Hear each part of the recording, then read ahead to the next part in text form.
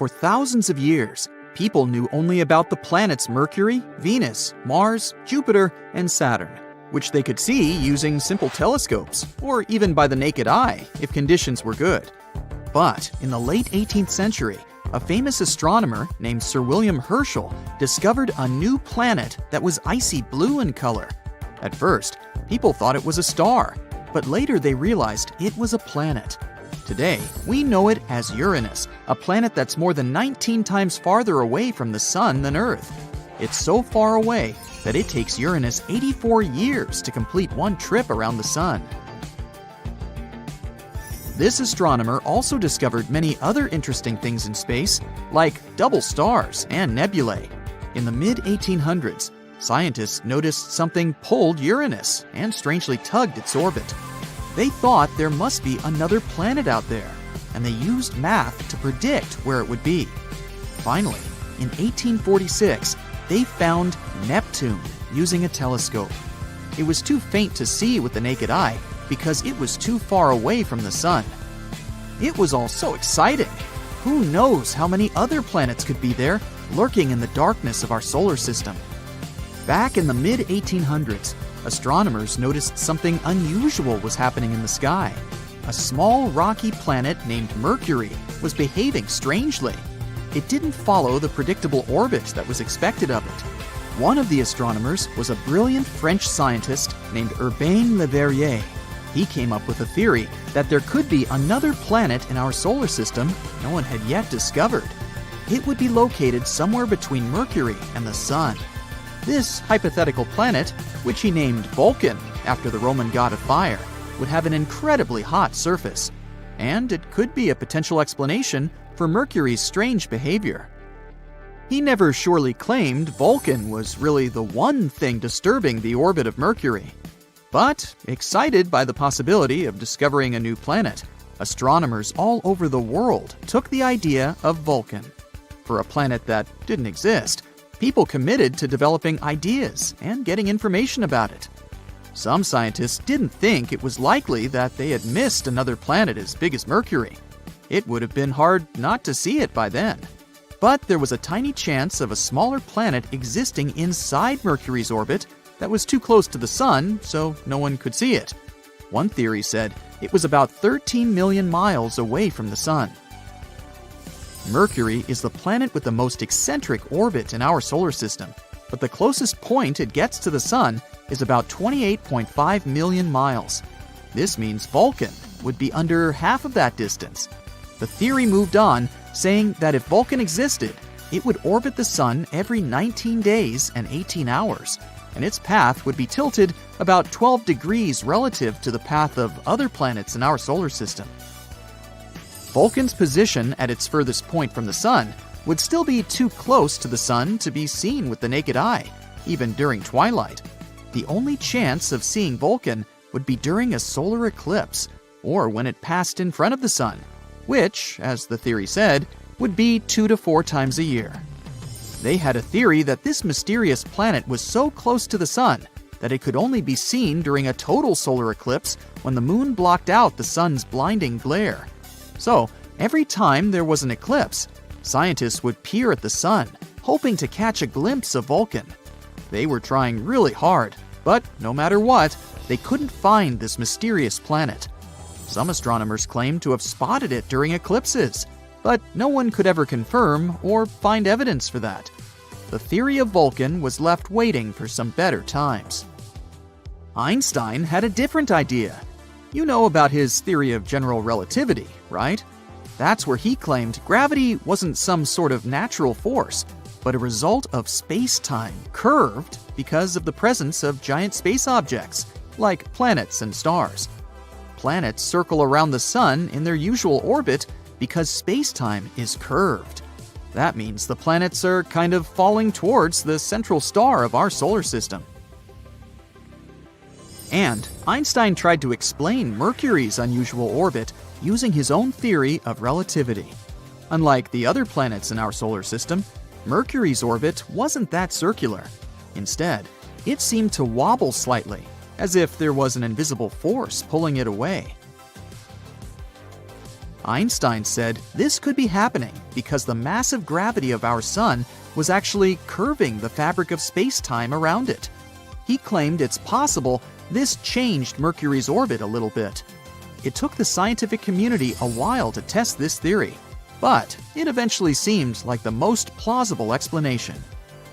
Even though Einstein's theory gave us a more elegant explanation for Mercury's strange orbit, some scientists were still holding out hope for Vulcan. It was especially hard to let go of the idea of Vulcan because Mercury is also the planet that's really hard to see from where we're standing. But later, more and more scientists started accepting Einstein's theory above their imagination, and they would observe a total solar eclipse specifically to test Einstein's theory of relativity, not because of Vulcan. And Vulcan is not the only hypothetical planet everyone was talking about. In the newer age, some believe there could be a mysterious planet lurking in the outer part of our solar system, but this one is more likely to exist. No one has seen it directly yet, but computer simulations show this so-called Planet 9, or Planet X, is probably somewhere there beyond Neptune. Neptune and Planet X could be similar in size. Planet X could be 10 times more massive than Earth and circles around our Sun in an elongated shape, which is on average 20 times farther from the Sun than Neptune. A year there may last between 10,000 to 20,000 Earth years. By comparison, a year on Neptune lasts 165 Earth years. Something this big moving out there beyond Neptune could explain the unusual orbits of smaller objects in the Kuiper Belt. The Kuiper Belt is the area of our solar system beyond Neptune and where it orbits. And there are most likely many asteroids, comets, and some other smaller bodies there, mostly made of ice. There was another hypothetical planet called Nibiru. Remember those rumors that the world could end back in 2012? One of the popular scenarios was Nibiru, which some claimed would hit our home planet at the end of the year. Of course, nothing happened. We're still here, all set and good, but the idea of Nibiru seemed interesting. Stories started in the 1970s when a man named Zecharia Sitchin mentioned Nibiru in his book, The 12th Planet, claiming it orbits the Sun every 3,600 years. But there's no chance a planet with such an eccentric orbit wouldn't disrupt other planets in our solar system with its gravity. And if it was really coming that close to Earth in 2012, we were supposed to be able to see it with the naked eye.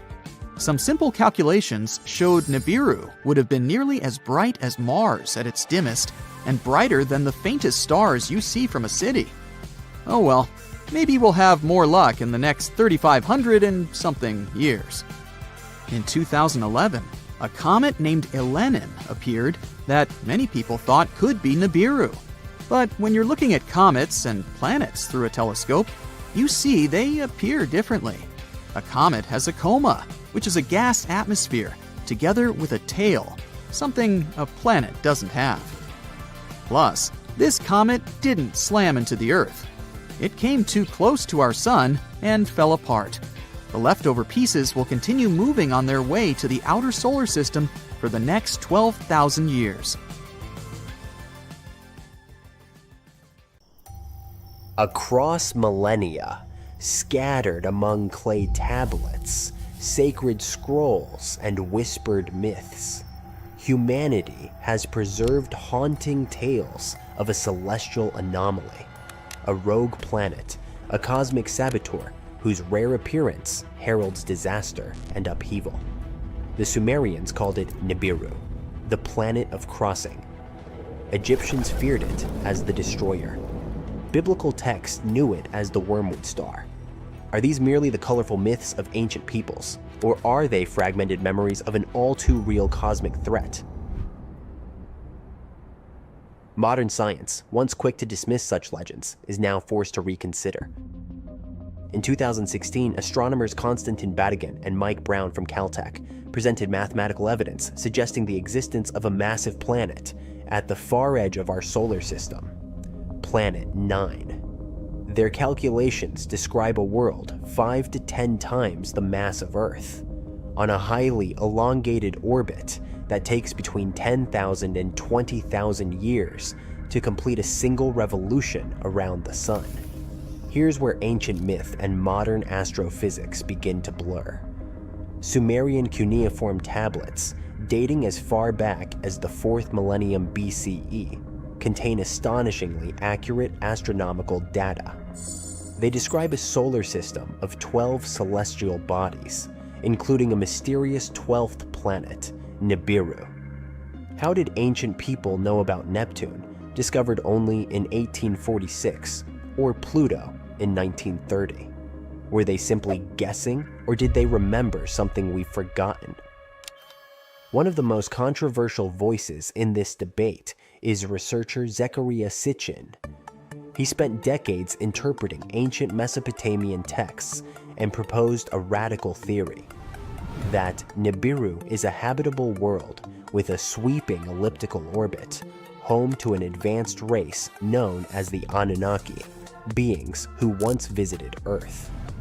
Mainstream academia has rejected Sitchin's translations, but the uncanny parallels between his claims and recent astronomical findings are hard to ignore. Let's focus on what the data tells us. Something is warping the orbits of distant objects in the Kuiper Belt, a vast icy region beyond Neptune. These objects behave as if being shepherded by a massive, unseen force. The dwarf planet Sedna, for example, follows a wildly unusual orbit that can't be explained by known gravitational influences. And then there's the Kuiper Cliff, an abrupt drop-off in the number of objects beyond 50 astronomical units. What's causing it? Something or someone. These anomalies have left astronomers scratching their heads and have fueled growing speculation that a massive, unseen planet is hiding in the dark outskirts of our solar system. Ancient texts from multiple civilizations describe apocalyptic upheavals linked to a celestial intruder. The Egyptian Ipuwer papyrus eerily recounts plagues and chaos. The river is blood, the earth turned upside down, days are shrouded in darkness. The Babylonian Epic of Era speaks of a time when the stars left their appointed paths. These aren't just poetic metaphors. They're historical shockwaves echoing from a forgotten trauma. So what happens if Nibiru, or Planet 9, makes its next approach? Even without a direct collision, the consequences could be catastrophic. Its gravity might tilt Earth's axis, triggering sudden climate shifts. It could awaken tectonic fault lines and stir dormant volcanoes. Disturbed asteroid belts might send deadly space rocks hurtling toward us. It could disrupt our magnetosphere, disabling electronics and satellites. But perhaps the most chilling aspect of this theory is the cycle. Sumerian texts suggest that Nibiru returns roughly every 3,600 years. If this is true, its last passage might have occurred around 1600 BCE, a time curiously aligned with the collapse of Bronze Age civilizations, a period marked by mass migrations, natural disasters, and inexplicable cultural decline. Was this coincidence or consequence? The clock might be ticking again. Today, the hunt for Planet 9 continues, using the world's most powerful telescopes and cutting-edge simulations. We stand on the edge of either confirming the greatest myth ever told, or revealing that ancient peoples tried, in the only language they had, to warn us. It may not bear the name Nibiru. It may not carry golden tablets or alien emissaries. But if it exists, its return will reshape everything we think we know about history, science, and our place in the cosmos. One thing is certain, our solar system is far from tamed. It harbors secrets in its coldest, darkest corners, riddles older than civilization itself. And perhaps, just perhaps, the old stories were never stories at all. Maybe they were prophecies. Maybe they were the echo of survivors. Maybe the star of change is already on its way.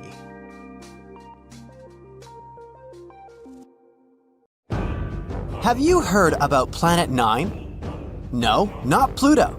We're talking about something lurking on the outskirts of the solar system. A mysterious planet that exists in our solar system that we haven't yet discovered. We've been looking for it for years, but finally, it seems like scientists found a key to solve this mystery. Planet 9 is a hypothetical planet. Astronomers have been on the hunt for it for quite some time now. But it's so elusive that they've only been able to piece together a few details about its potential characteristics. One thing we do know is that Planet 9 has to be a massive world, possibly up to 10 times the mass of Earth. That's one big planet. It's also thought to be a distant wanderer, hanging out somewhere between Neptune and Pluto.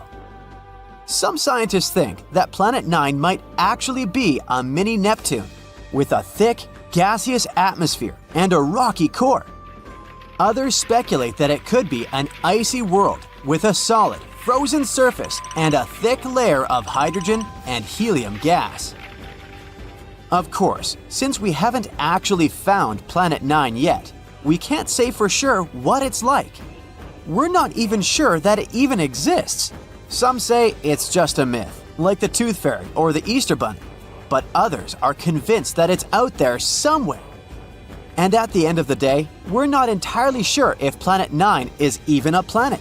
It might be a special kind of black hole or made entirely of dark matter. The search for Planet 9 began in the early 21st century when a group of astronomers realized that something wasn't quite right with the outer reaches of our solar system. They noticed that some distant objects, known as trans-Neptunian objects, were behaving in unexpected ways. Trans-Neptunian objects, or TNOs, are like the cosmic version of those items in the back of your fridge that you forgot about for years. They're small, icy bodies that hang out in the Kuiper Belt, beyond Neptune. So, scientists noticed that these guys started behaving weirdly. At first, they thought it might be a fluke. But as they dug deeper, they began to suspect that there was a ninth planet lurking out there. Why haven't we discovered it yet, you ask? Well, it may be because of Planet 9's weird orbit. All the other 8 planets orbit the Sun in roughly the same plane, which is like a flat disk. However, our hypothetical friend's orbit is different. It might be tilted and move in a different direction compared to the other planets. Its orbit might also be stretched out like an oval, rather than being nearly circular like usual. Because of this, Planet 9 might spend most of its time far from the Sun, like a true introvert. It only comes relatively close to the inner solar system every few thousand years. This would make it super faint and hard to spot. So the only way we may discover it is by studying the gravitational effects it has on our solar system. And this isn't the first time astronomers have gone looking for a new planet. Back in the 19th century, there was a similar hunt for a hypothetical Planet X. But this time, they were armed with much better technology and a much better sense of humor. They began calling their elusive quarry Planet 9, which was much catchier than Planet X. They even came up with a hashtag for the search, Pluto Lives. It was a reference to the fact that Pluto had been kicked from the planet gang and some astronomers were eager to find a new planet to take its place. But the search for Planet 9 has been no easy task. It's like trying to find a lost sock in the laundry basket the size of a football stadium. It's so far away and so faint that even the most powerful telescopes can't see it.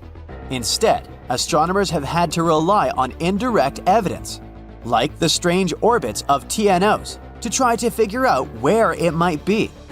Some scientists have even supposed that it might be a wandering rogue planet, which would explain why it's so hard to find. But they haven't given up hope. Till this day, they're scouring the skies using all sorts of high-tech telescopes and fancy algorithms to try and spot this elusive planet. And fear not, dear curious human, because it looks like after so many years of research, we may have finally found the key to solve this mystery. Astronomer Man Ho Chan from Hong Kong has a theory. He believes that Planet 9 could have a bevy of moons. That's right, not only is it a giant planet hiding out in the depths of space, but it's also a bit of a hoarder. Moons are all the rage in the outer solar system. In fact, almost every planet here has at least one moon, except for Mercury and Venus. Earth has just one, which is kind of sad if you think about it. Even non-planetary bodies like Pluto have at least a couple of moons. A bit unfair, isn't it? Anyway, taking this into account, let's go moon picking with Planet 9. The region between the rock-filled Kuiper Belt and the rock-filled Oort cloud, where this planet is predicted to be, should be ripe for the picking. Chan made some calculations and determined that it would be stranger if the elusive planet didn't have any satellites. According to his calculations, an object the mass of Planet 9 should capture at least 20 TNOs as large as almost 90 miles across. It's like our mysterious planet is playing cosmic Pokemon with these guys. So, what if Planet 9 has moons? Would that make any difference? Kinda, yes. They could give us some indirect clues to finally locate this mysterious planet. Now, you might be thinking, how in the cosmos can we possibly spot these teeny tiny moons? It's not like they're going to wave a giant flag or blast some Beyoncé tunes to get our attention. Well, apparently the key lies in something called tidal heating. Tidal heating might sound like a new workout trend, but it's a real scientific phenomenon. It happens when two celestial bodies are close together. You see, tides aren't just about the rise and fall of the ocean, they're also the result of gravity pulling unevenly on a planet or moon. When a planet and a moon are close enough to each other, their gravity pulls on each other, creating a bit of a football shape. And as these celestial bodies move around each other, they shift shape and generate friction inside, which produces heat. Wow, who knew that Planet 9 could have a workout routine? Perhaps we should start calling it Gym Planet instead. Anyway, if Planet 9 has any moons, the gravitational pull from these moons would cause it to change shape constantly, generating heat in the process. And we might be able to detect this mysterious planet through the heat produced by those moons, even though it gives off no other signals. Now, before you get too excited, finding them won't be a walk in the park. They're incredibly small and would be very far away from us. But hey, nothing worth discovering ever came easy, right? Scientists are optimistic that with the right technology, they can spot this telltale sign. It will be easier for us to spot them with fancy instruments like modern telescopes. Talk about cool friends to have, right? Sure, the process of finding it may be difficult and time-consuming, but the potential payoff is huge. Finding this planet could explain a lot of the strange behavior observed in TNOs, the Kuiper Belt, and beyond.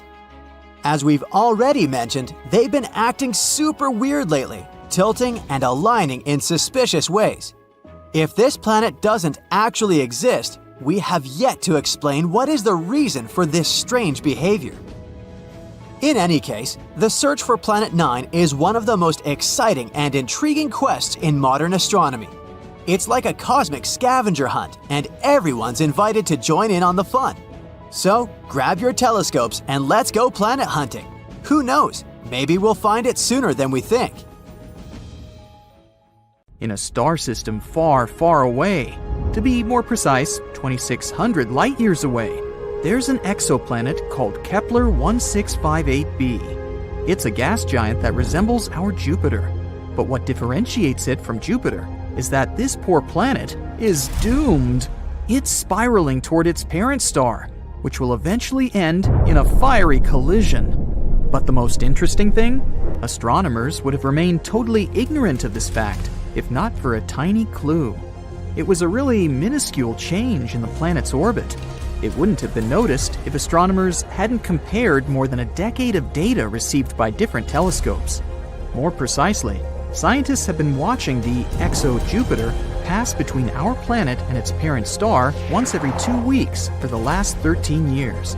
And they've noticed that the orbit of the planet is getting smaller and smaller. Every year, Kepler 1658b needs 131 milliseconds less to complete a lap around its star. If this tendency continues, the planet is bound to collide with its star in 2.5 million years. Even before this discovery, computer models predicted that some planets could meet their end by crashing into their stars. But this is the first time when astronomers have some real proof of such an outcome by measuring almost imperceptible changes in a planet's orbit. They now know for sure what happens when a planet is going to crash into its star, even though we probably won't be around to witness it. But let me tell you a bit more about the doomed planet. It was discovered by NASA's now retired Kepler Space Telescope. It was launched in 2009, and its mission was to find planets orbiting other stars, aka exoplanets. And the very first exoplanet the telescope spotted was the very gas giant we've been talking about. But it took astronomers about a decade to confirm that this space object was indeed an exoplanet. This world is like a denser version of Jupiter. I mean, take 6 Jupiters worth of material, roll it into a ball about 1.1 times as wide, and voila! The planet is tidally locked to its parent star, which means that it makes one complete turn every time it finishes a lap around the star. As a result, the same side of the gas giant is always facing the star. It's the same as what happens to the moon. Our natural satellite is tidally locked to Earth. That's why we only see half its surface. Now, what is making the exo-Jupiter fall into its star? The same process that is pushing the moon away from Earth. When a moon orbits a planet, or a planet orbits a star, their gravity forces interact and tug on the other's mass. That's what causes tides on Earth. This tugging releases some energy. It can make an object speed up and slow down. In the first case, a space body will move higher. In the second, it will start moving lower. And this is exactly what's happening to the gas giant. Its parent star is 1.5 times the mass of the Sun. So, no wonder its tidal forces are gradually slowing down the planet's movement, making it fall inward. This all sounds kind of tragic, but this potential collision is by far not the weirdest thing happening in space. Let's look at some others. For example, Betelgeuse, a red giant in the Orion constellation, started to dim in 2019. This confused astronomers. By that time, the star had already swollen to enormous proportions. If it was to replace our Sun, its outer surface would spread far beyond Jupiter's orbit. And then Betelgeuse became dimmer in the fall of 2019. This process continued through February 2020. The changes could be seen with the unaided eye. No wonder, the star's brightness had dipped by 2/3. At that time, astronomers were sure Betelgeuse was about to explode into a supernova. They continued to observe the star, but unexpectedly, it returned to its regular brightness. Thanks to the Hubble Space Telescope, scientists figured out that the star had ejected some of its material, and this partially blocked its light. How about cotton candy exoplanets? Those are particular planets outside of our solar system. Also called superpuffs, they have the lowest density ever discovered. This gives them an airy, fluffy appearance. But despite looking like the most popular amusement park treat, such planets are enormous. Come to think of it, scientists often discover strange things in space. Some of them look like blurry blobs. But there's one type of these blobs that doesn't look like any other known space body. The odd radio circles are only visible in radio telescopes. They might be the remains of supernovae, but some astronomers go as far as to claim that they might be the throats of wormholes. Those are hypothetical tunnels between two very distant points in space. The Juno mission noticed something weird in the upper atmosphere of Jupiter. The unusual phenomenon was blue sprites and elves twirling above the planet's surface.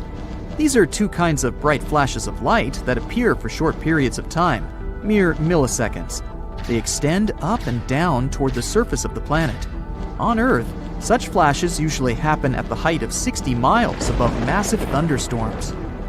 Rogue planets don't orbit their stars, maybe because they don't have any.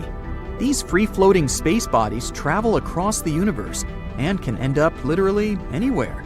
They're also pretty hard to find. Rogue planets produce only weak emissions, but not so long ago, astronomers spotted the smallest rogue planet in the Milky Way. It's smaller than Earth, but a bit bigger than Mars.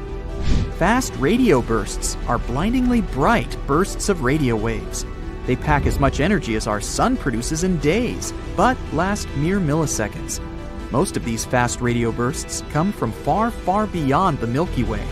But recently, astronomers have detected some originating in our home galaxy, and their source is a magnetar just 30,000 light-years away from our planet. If it does exist, nuclear pasta is the strongest material in the entire universe. Formed from the leftovers of extinguished stars, this substance gets squeezed into spaghetti-like tangles of material. It can break, but only if you apply 10 billion times the pressure needed to shatter steel. Not so long ago, scientists discovered that one of the most massive stars in the neighborhood had just disappeared. It was a star 75 million light-years away from Earth. Normally, it'd be too far away for astronomers to clearly see individual stars, but only unless they're huge. And the star we're talking about was enormous. It was shining 2.5 million times brighter than the sun. For the last time, astronomers saw the star in 2011. They decided to examine it more closely several years later, but it was already too late. The star had vanished. Such massive stars usually go out in extremely bright supernovae, but astronomers noticed nothing like that in this case. There's a theory that the star collapsed into a black hole without triggering a supernova first. It does occur among stars approaching the end of their lives, but very, very rarely. There are black holes, and there might be mini black holes, even though their existence hasn't been proven yet. Unlike their massive siblings, hypothetical mini black holes could be really tiny, not bigger than an atom. Their mass can vary, but just one minuscule thing might have the mass of 1,000 sedans. One theory claims that tons of micro black holes could have been created right after the Big Bang and the beginning of the universe. Some scientists even go as far as to say that a couple of mini black holes pass through our planet every day. More than 7,000 light-years away from Earth, there is the Eagle Nebula, a young cluster of stars just 5.5 million years old. The Hubble Space Telescope managed to take an image of several dark silhouettes near the nebula's center. Those are the so-called pillars of creation, an active star-forming region. Look, how cool is that?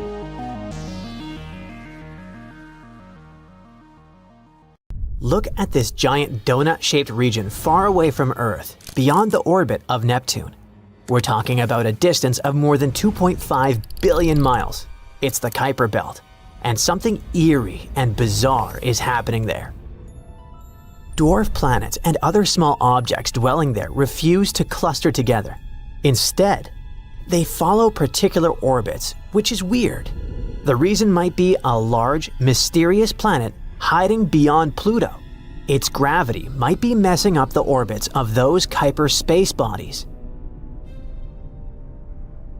Hear me out.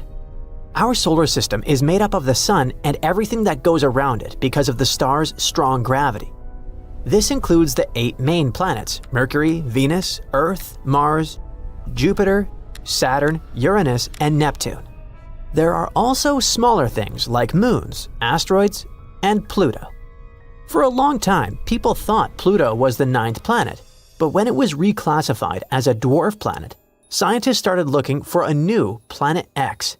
Did they have a thing about odd numbers or what? And guess what?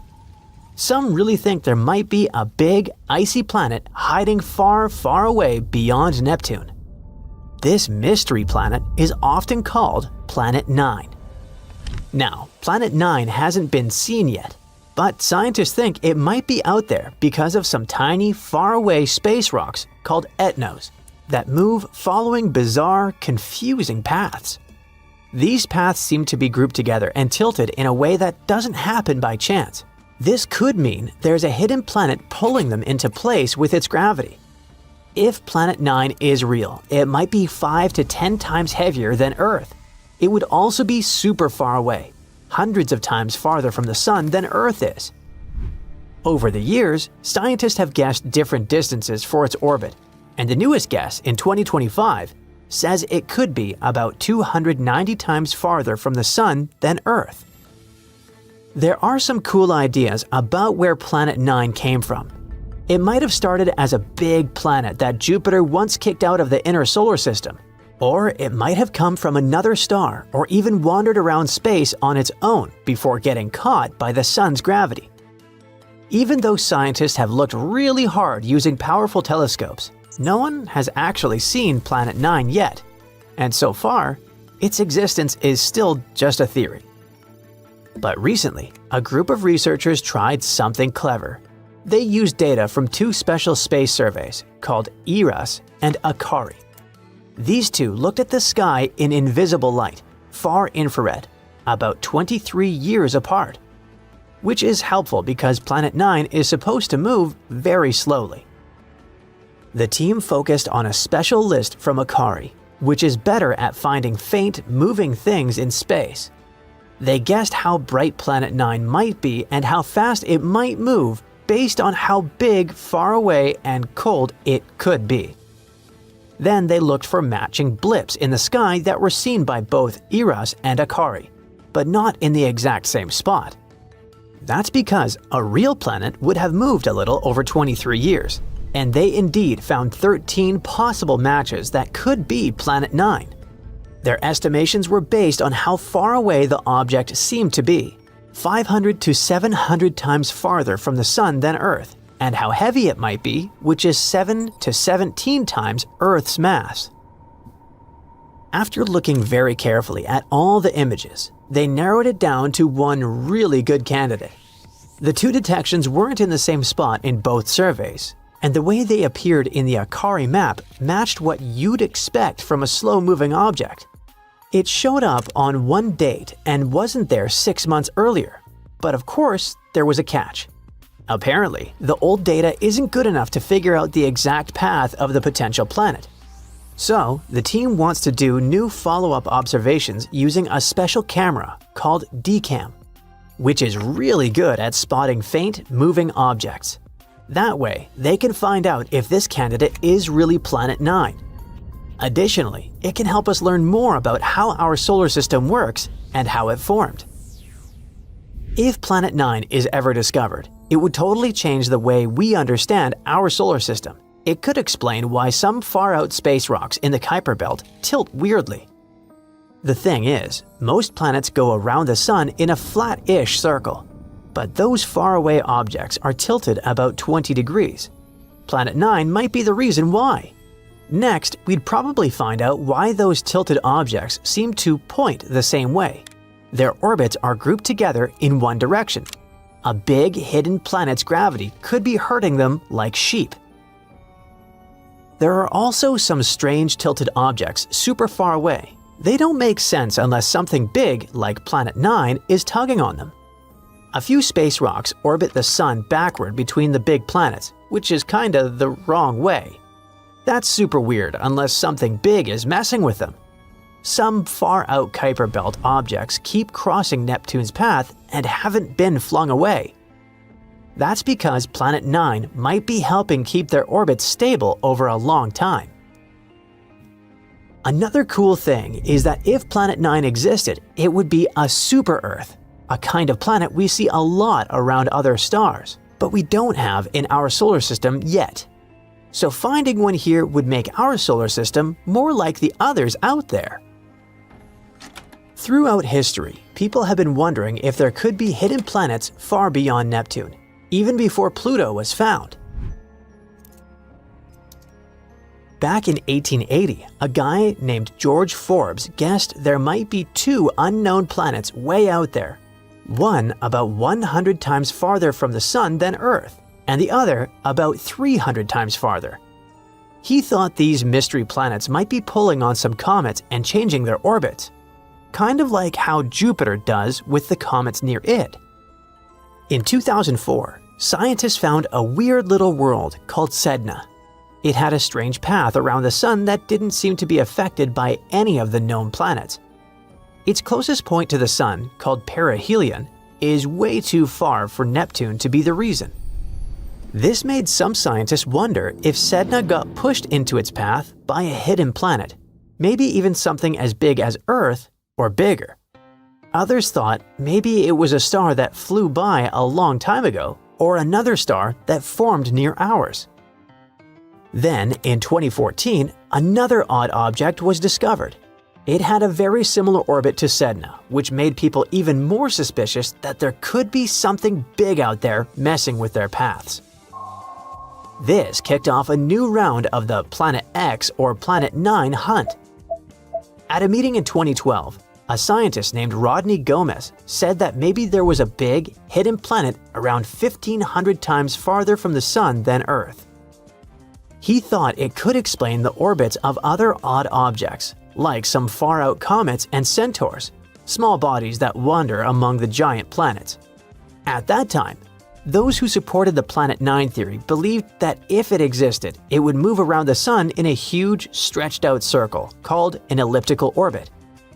It would be about 400 to 800 times farther from the Sun than Earth is, about 13 to 26 times farther than Neptune.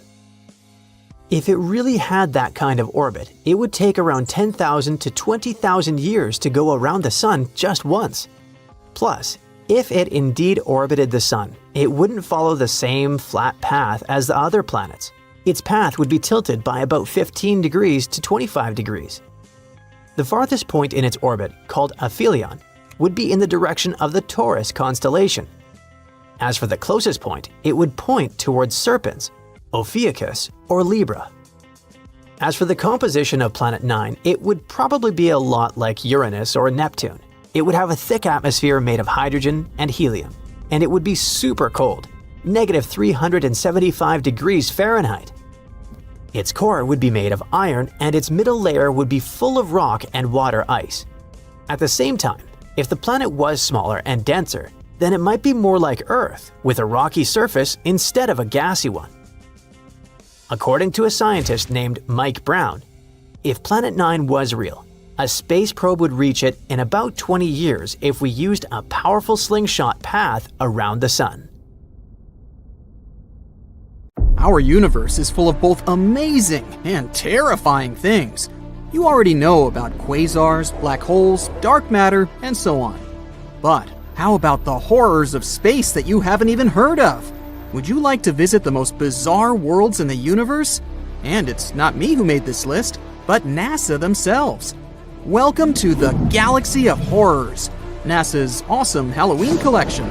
Please join me on a journey to some planets and tell me which ones you would consider the most horrible. Buckle up! Our first destination is a gas giant called TRES 2b. It's located 750 light-years away from us. If we used a regular spaceship, it would take us about 10 million years to get there. TRES 2b orbits a yellow dwarf, a star similar to our Sun. It also weighs about 1.5 times more than Jupiter. So, what's so special about it? Well, if you're afraid of the dark, you definitely don't want to visit this place. It's the planet of eternal night, the darkest one of all the planets known to us. But it's not that far from its star, so why is that? The thing is, the surface of TRES 2b reflects light even worse than coal does. Because of this, it seems that there's no light at all. If you were flying across the surface of this planet, it would be like walking with a blindfold on your eyes. Oh wait, actually there is some light. An eerie deep red glow surrounds the surface of the planet. This glow is created by the burning atmosphere, which makes TRES 2b a scorching planet. The air there is even hotter than lava. Oh, but if you think that was bad, let me show you the next place of our horror journey. NASA wasn't beating about the bush while nicknaming this one. Now, we're not just talking about one planet, but 3 at once. They're also located quite far away, 2,300 light years from the Sun. We would have reached them by ship in about 35 million years. All the planets are in the constellation Virgo, and each is extremely light, much lighter than the Earth. These 3 exoplanets are called Poltergeist, Dragger, and Phobator. Cool names, huh? It's because each of these planets is about to become a ghost soon. The thing is, they don't revolve around a star, but around a pulsar. Pulsars are rotating neutron stars with an extremely powerful magnetic field. In simple words, these are the stars that exploded one day. After the explosion, they usually emit such a powerful pulse that it causes the star to rotate at an unimaginable speed, several thousand rotations per second. At the same time, they constantly emit electromagnetic pulses that affect everything around them. So, you've probably already guessed what's happening with our zombie planets. They're slowly, gradually being destroyed under the gigantic influence of radiation. One day, they'll disappear without a trace. Ghost-like planets orbiting an undead star? Yeah, Zombie World is a fitting name. It's also not surprising that scientists nicknamed this pulsar Lich, despite the long official name. Well, at least these guys stick together on their final dance. This planet has a long name, so bear with me. HD 189733b. This gas giant is 65 light years away from us. It would have taken around 1 million years to get there on a spaceship. This planet is slightly more massive than Jupiter and orbits its star, an orange dwarf, all alone. At first glance, it may seem friendly. A pleasant blue color and curls on the surface. Kind of resembles a summer sky or foam on sea waves, right? Oh, looks are very deceptive, my friend. This planet has a pleasant cobalt blue color due to the hazy blowtorched atmosphere. This atmosphere contains silicates that condense when heated. In other words, the clouds on this planet have rain made of glass. Yes, it rains hot glass shards here. Oh, and if that's not enough, there's a raging wind on the surface, which is moving at a speed of 5,400 miles per hour. Just to compare, the fastest wind on Earth had a speed of 254 miles per hour, about 20 times weaker. And because of this, hundreds of thousands of glass shards rush horizontally across the planet's surface at breakneck speed. I really don't envy anyone who would want to try to land there. By the way, this isn't the only example of strange rains in our universe. For example, it rains molten iron on the planet Dimidium. Or let's take so-called carbon planets. Their existence hasn't yet been proven, but if they do exist, there would be tons of black poisonous clouds, and it would rain pure gasoline and hot liquid asphalt. Oh, and also, raindrops would explode upon touching the surface. Nothing special. The next planet, though, is actually really strange. It didn't just revolve around its star, it lived inside the star. This cosmic miracle is called Koi 55b, or Kepler 70b. This planet is very far away from us, 4,000 light years. It would take about 70 million years on a spaceship. It's twice as light as Earth and fully rotates around its star in just a couple of hours. A long time ago, it was an ordinary Earth-like planet about the size of Jupiter. It was peacefully and calmly orbiting its red dwarf star, Koi 55. But everything changed about 700 million years ago. Perhaps you've heard that in a couple billion years, our sun will begin to expand into a huge star, absorbing everything in its path. Well, this is the fate of red dwarfs. Sooner or later, they increase, turning into incredibly hot blue giants. The same thing happened with Koi 55. This star began to increase in size and heat up in temperature, gradually turning into a blue-white giant. It was ready to devour its nearest planets, but Koi 55b didn't care about it. When the star reached it, this planet just settled inside. And moreover, after some time, it left its star, simply returning to the new orbit. How was that even possible? Life inside its star turned Koi 55b into a red-hot round stone. It's one of the hottest planets we've discovered so far. The temperature on it reaches 12,000 degrees Fahrenheit. It's hotter than the Sun, which is, let me remind you, an actual star. And for some reason, it's still alive and lives as if nothing happened. Unfortunately, sooner or later, the planet will disappear anyway. It's slowly evaporating itself due to the incandescent atmosphere. But still, it somehow managed to survive the journey through the star, which isn't typical for regular planets, to put it mildly. I envy this willpower. However, not all planets are so lucky. Some are gradually being destroyed by their stars, and there is even an entire system among them. This last planet is a sad loner. It's located 870 light-years away from us. The journey by ship to it would take about 25 million years. This planet is about 1.5 times more massive than Jupiter. This is a very sad, dark planet. A doomed gas giant, which is very similar to hot Jupiter, orbits its star all alone. At the same time, it's located so close to its star that its orbital period takes just 1 day. Of course, because of this proximity, the star gradually absorbs WASP-12b. The scorching heat of the star is slowly destroying and devouring the planet's atmosphere. The planet has only around 10 million years left.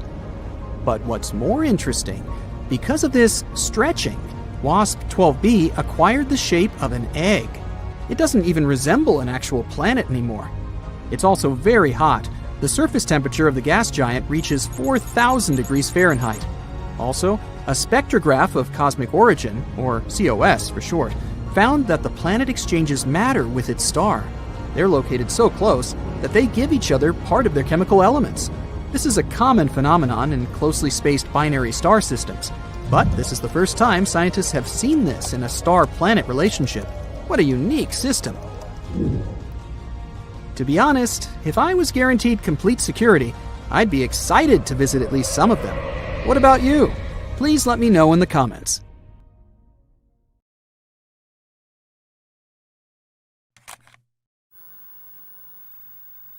On a cold January night in 1978, two neighboring military installations, Fort Dix Army Base and McGuire Air Force Base in New Jersey, became the stage for events that might have forever altered our understanding of extraterrestrial presence on Earth. Known as the Fort Dix Incident, this case remains one of the most enigmatic and heavily classified stories in military UFO encounters. A quiet night, shattered by the unexplained.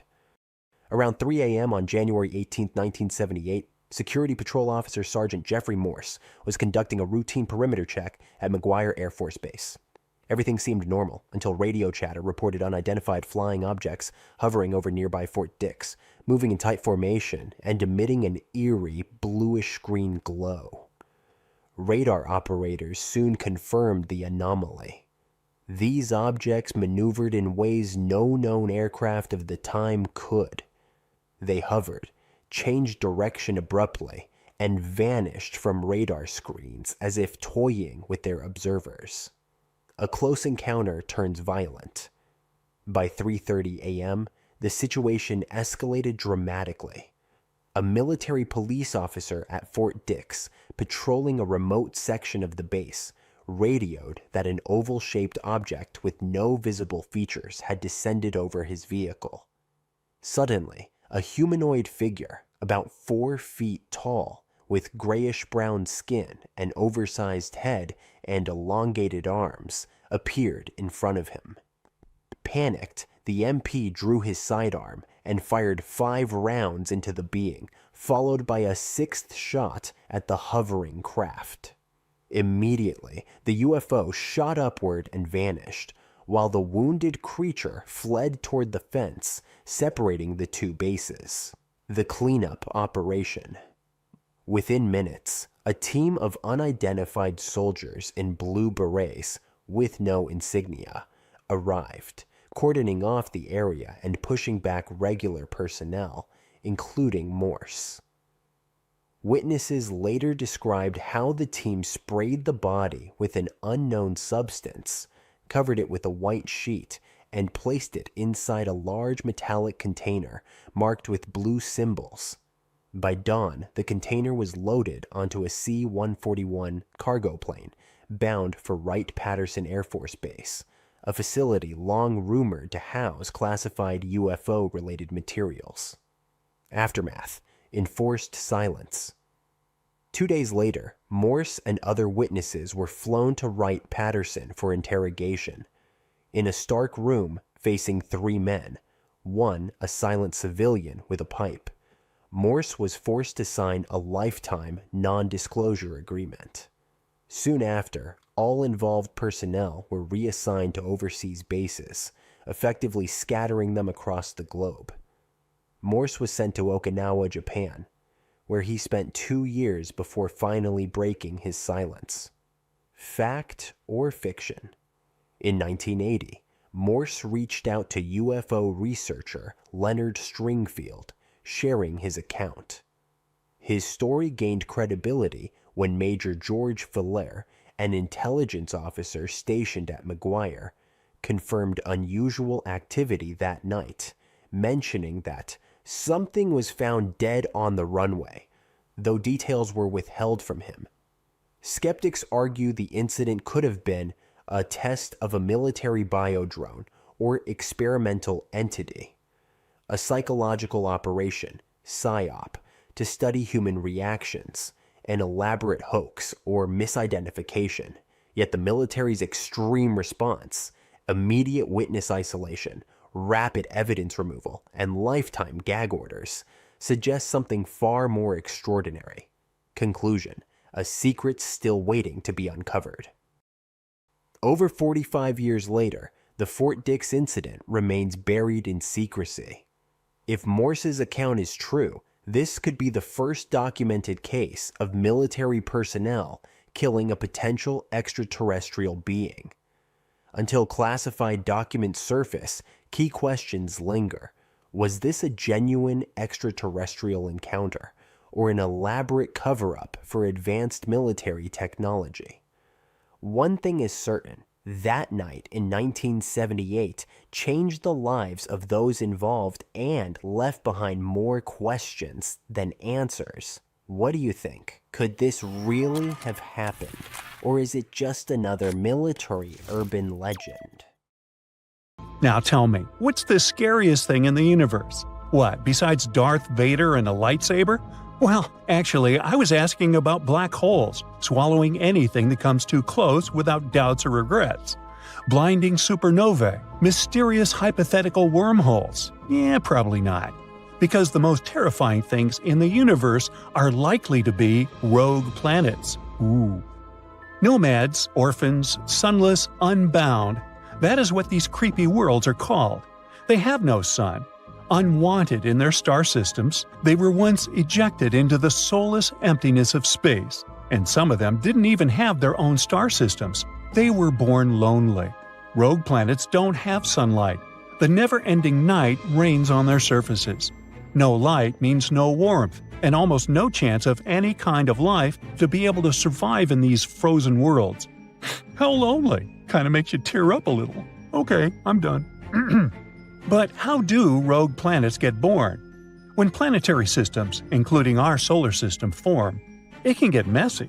Most planets appear from the cosmic dust that is floating in space around a newborn star. And when these planets form, they push one another.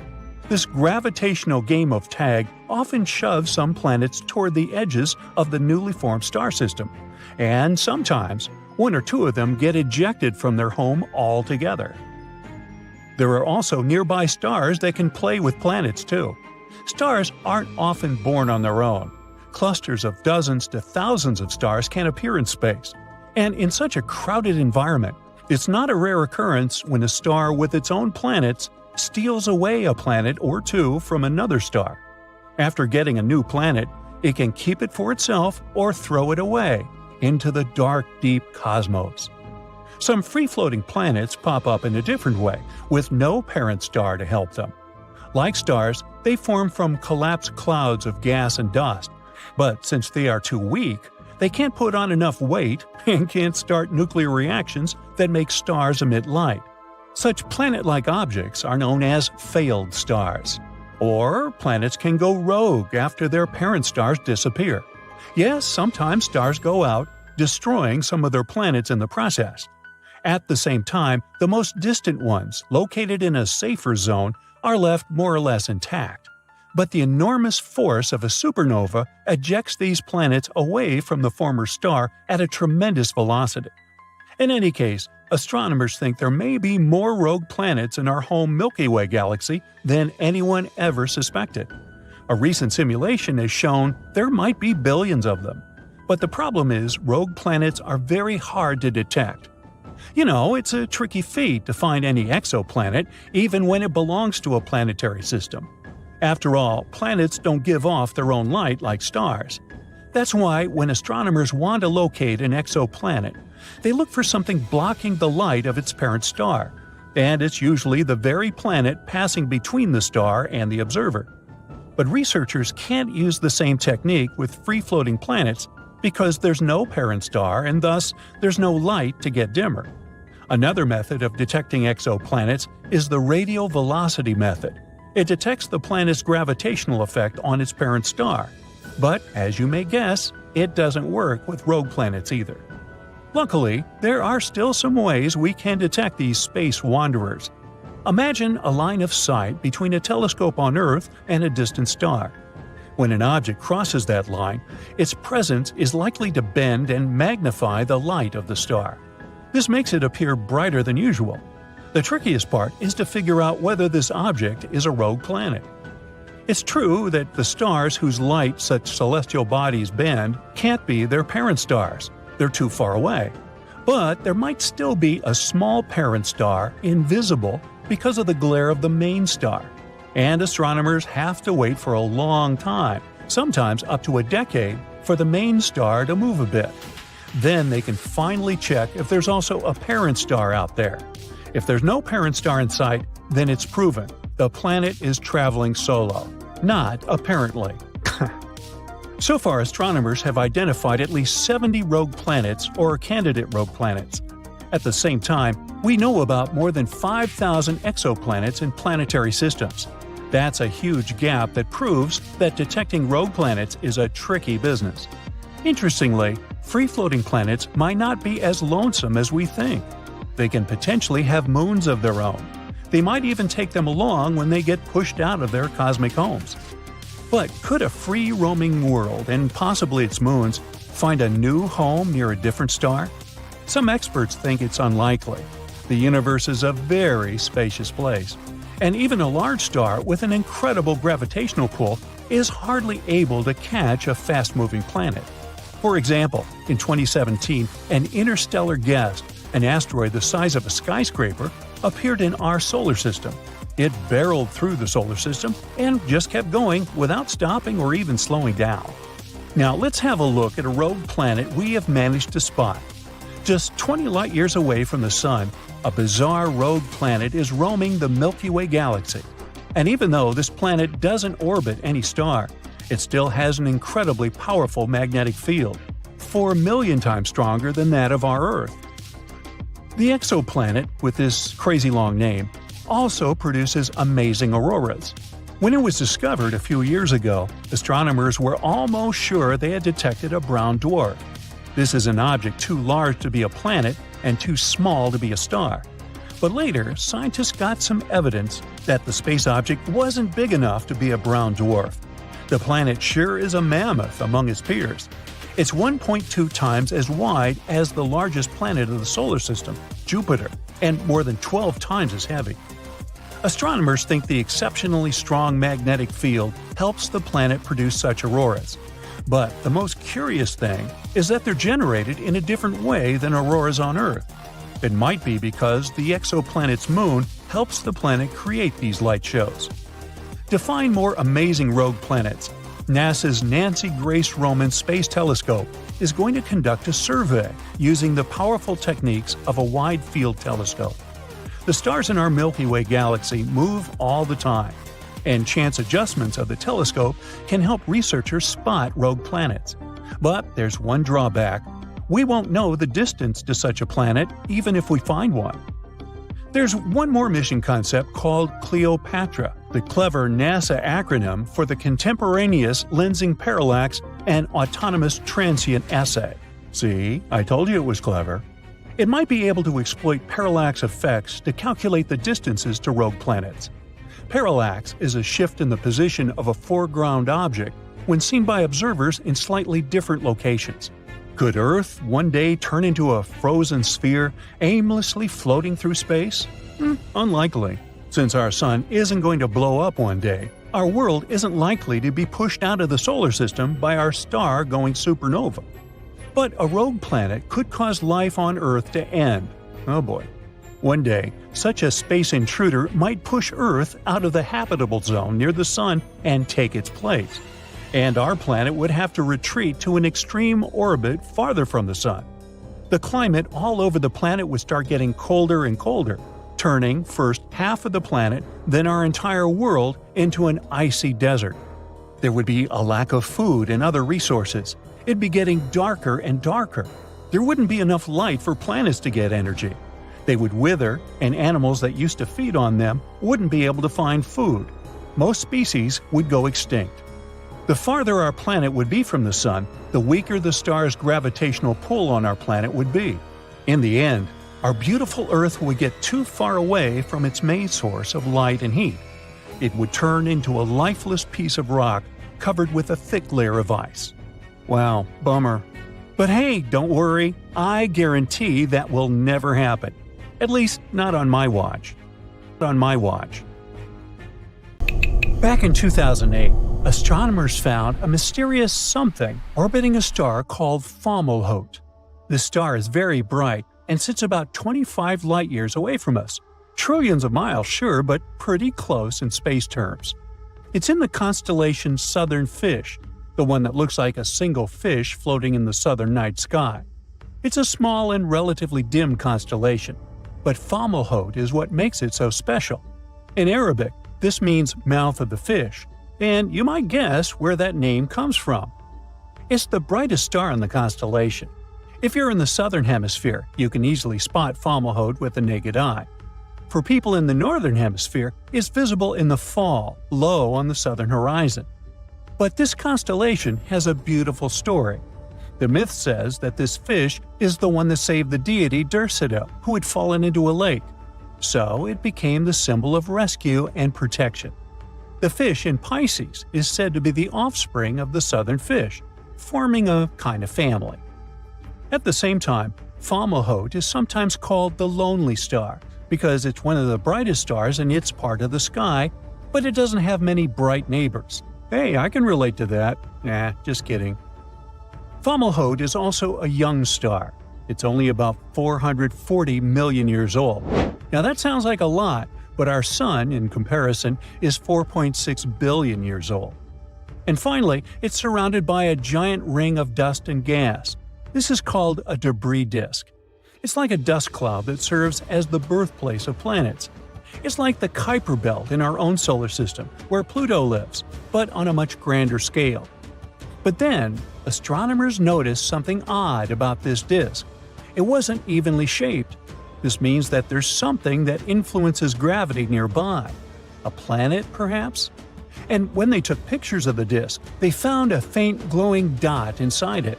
That was our mysterious gravity center, Fomalhaut b, or how they named it later, Dagon.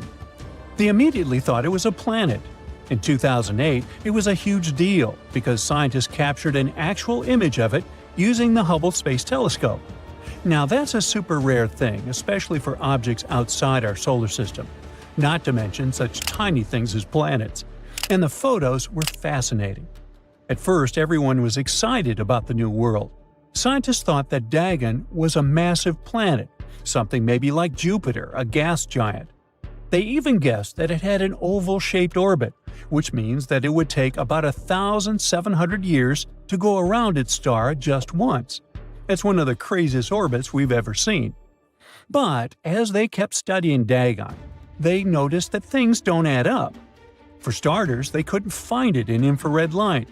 Now, planets that big usually give off heat, and telescopes like Spitzer, which look for heat signals, found nothing. Weird, right? Also, the planet was moving too strangely. Its orbit didn't match what you'd expect if it were shaping the dust ring. So scientists started thinking, maybe it's not a planet at all. And as the doubts creeped in, the hype calmed down. In 2020, they noticed another strange thing about Dagon. It was getting dimmer and spreading out. And well, planets don't usually do that, but clouds of dust do. This led to a new idea. What if Dagon isn't a planet, but the result of a massive collision? Imagine two big chunks of ice or rock smashing into each other at incredible speeds. That's what they think happened here, a giant space crash that led to lots of debris. That's how it got officially removed from the list of exoplanets.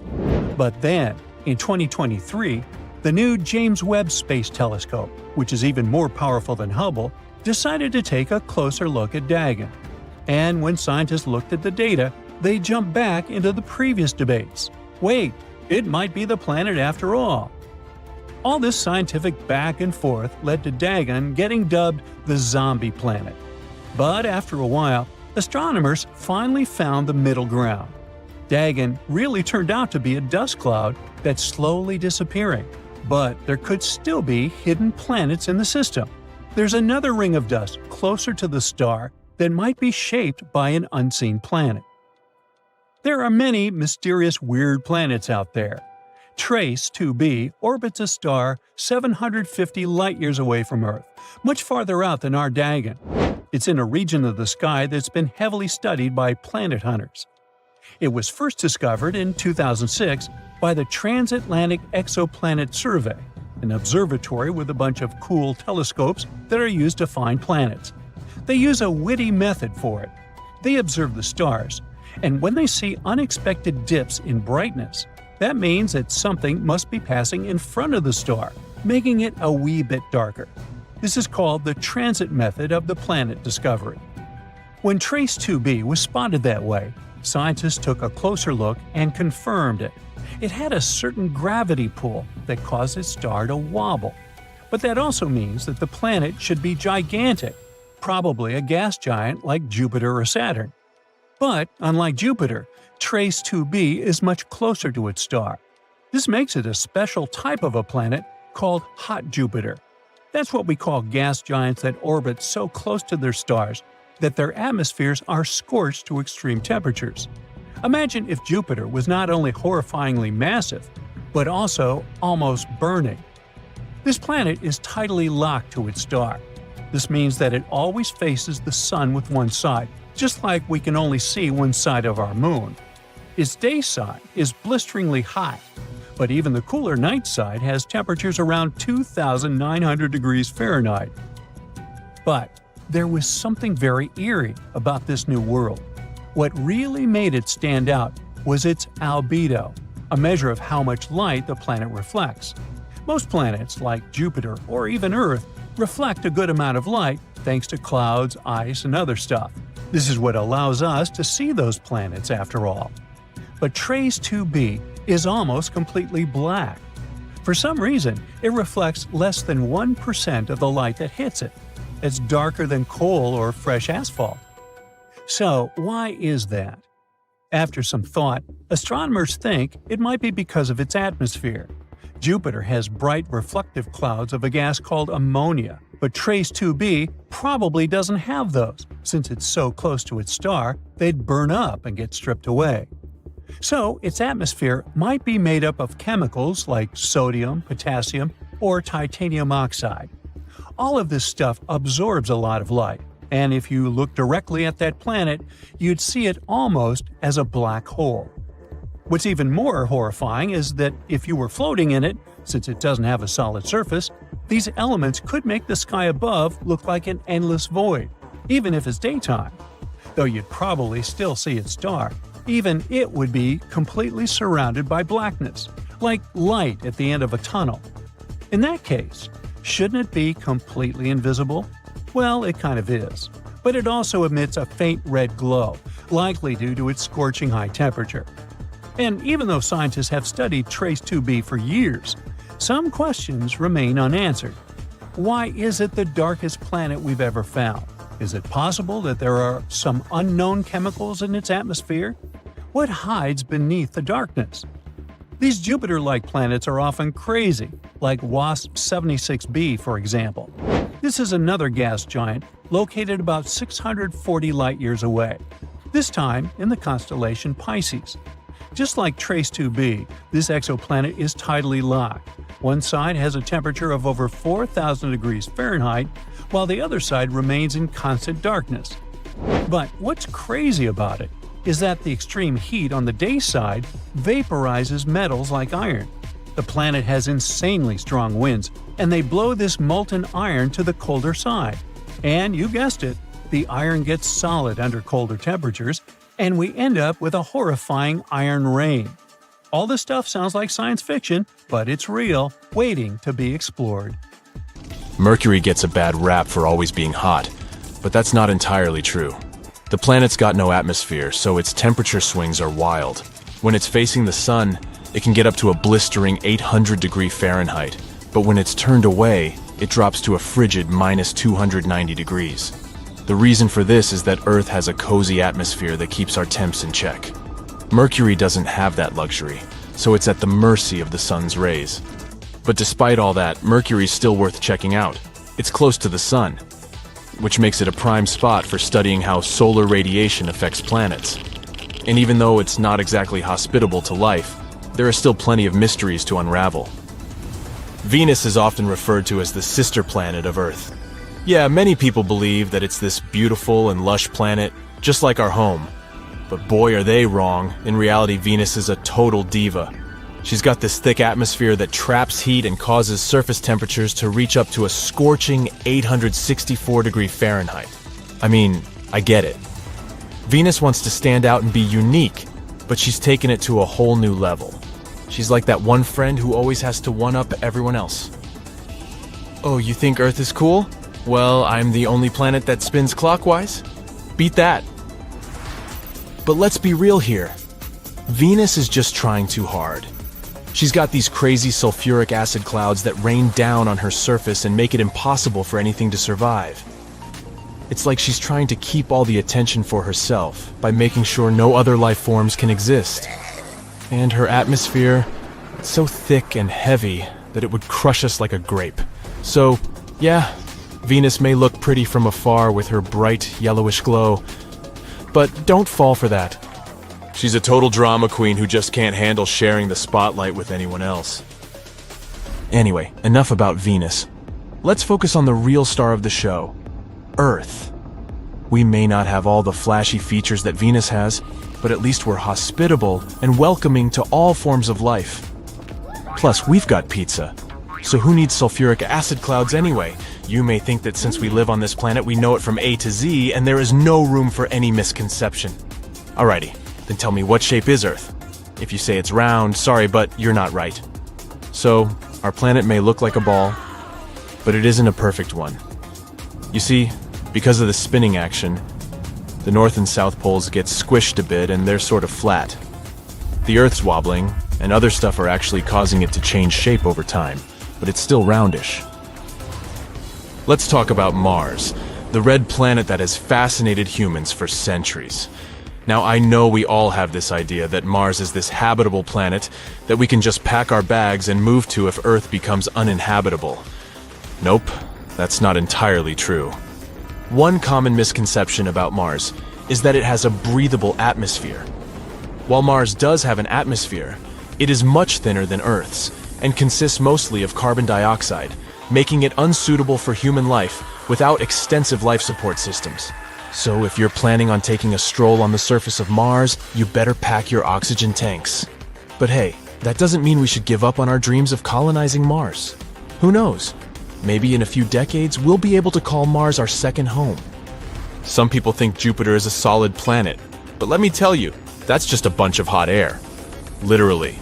Jupiter is actually a gas giant made up mostly of hydrogen and helium. It's so massive that it doesn't even have a solid surface. I mean, I thought my bed was soft, but floating on a cloud of gas sounds pretty comfy too. Jupiter's atmosphere gradually transitions into its interior, which means it's like a never-ending party in there. Saturn's rings are one of the most fascinating features of the planet. So, a common misconception about Saturn is that its rings are solid. In reality, Saturn's rings are made up of countless small particles of ice and rock that orbit the planet.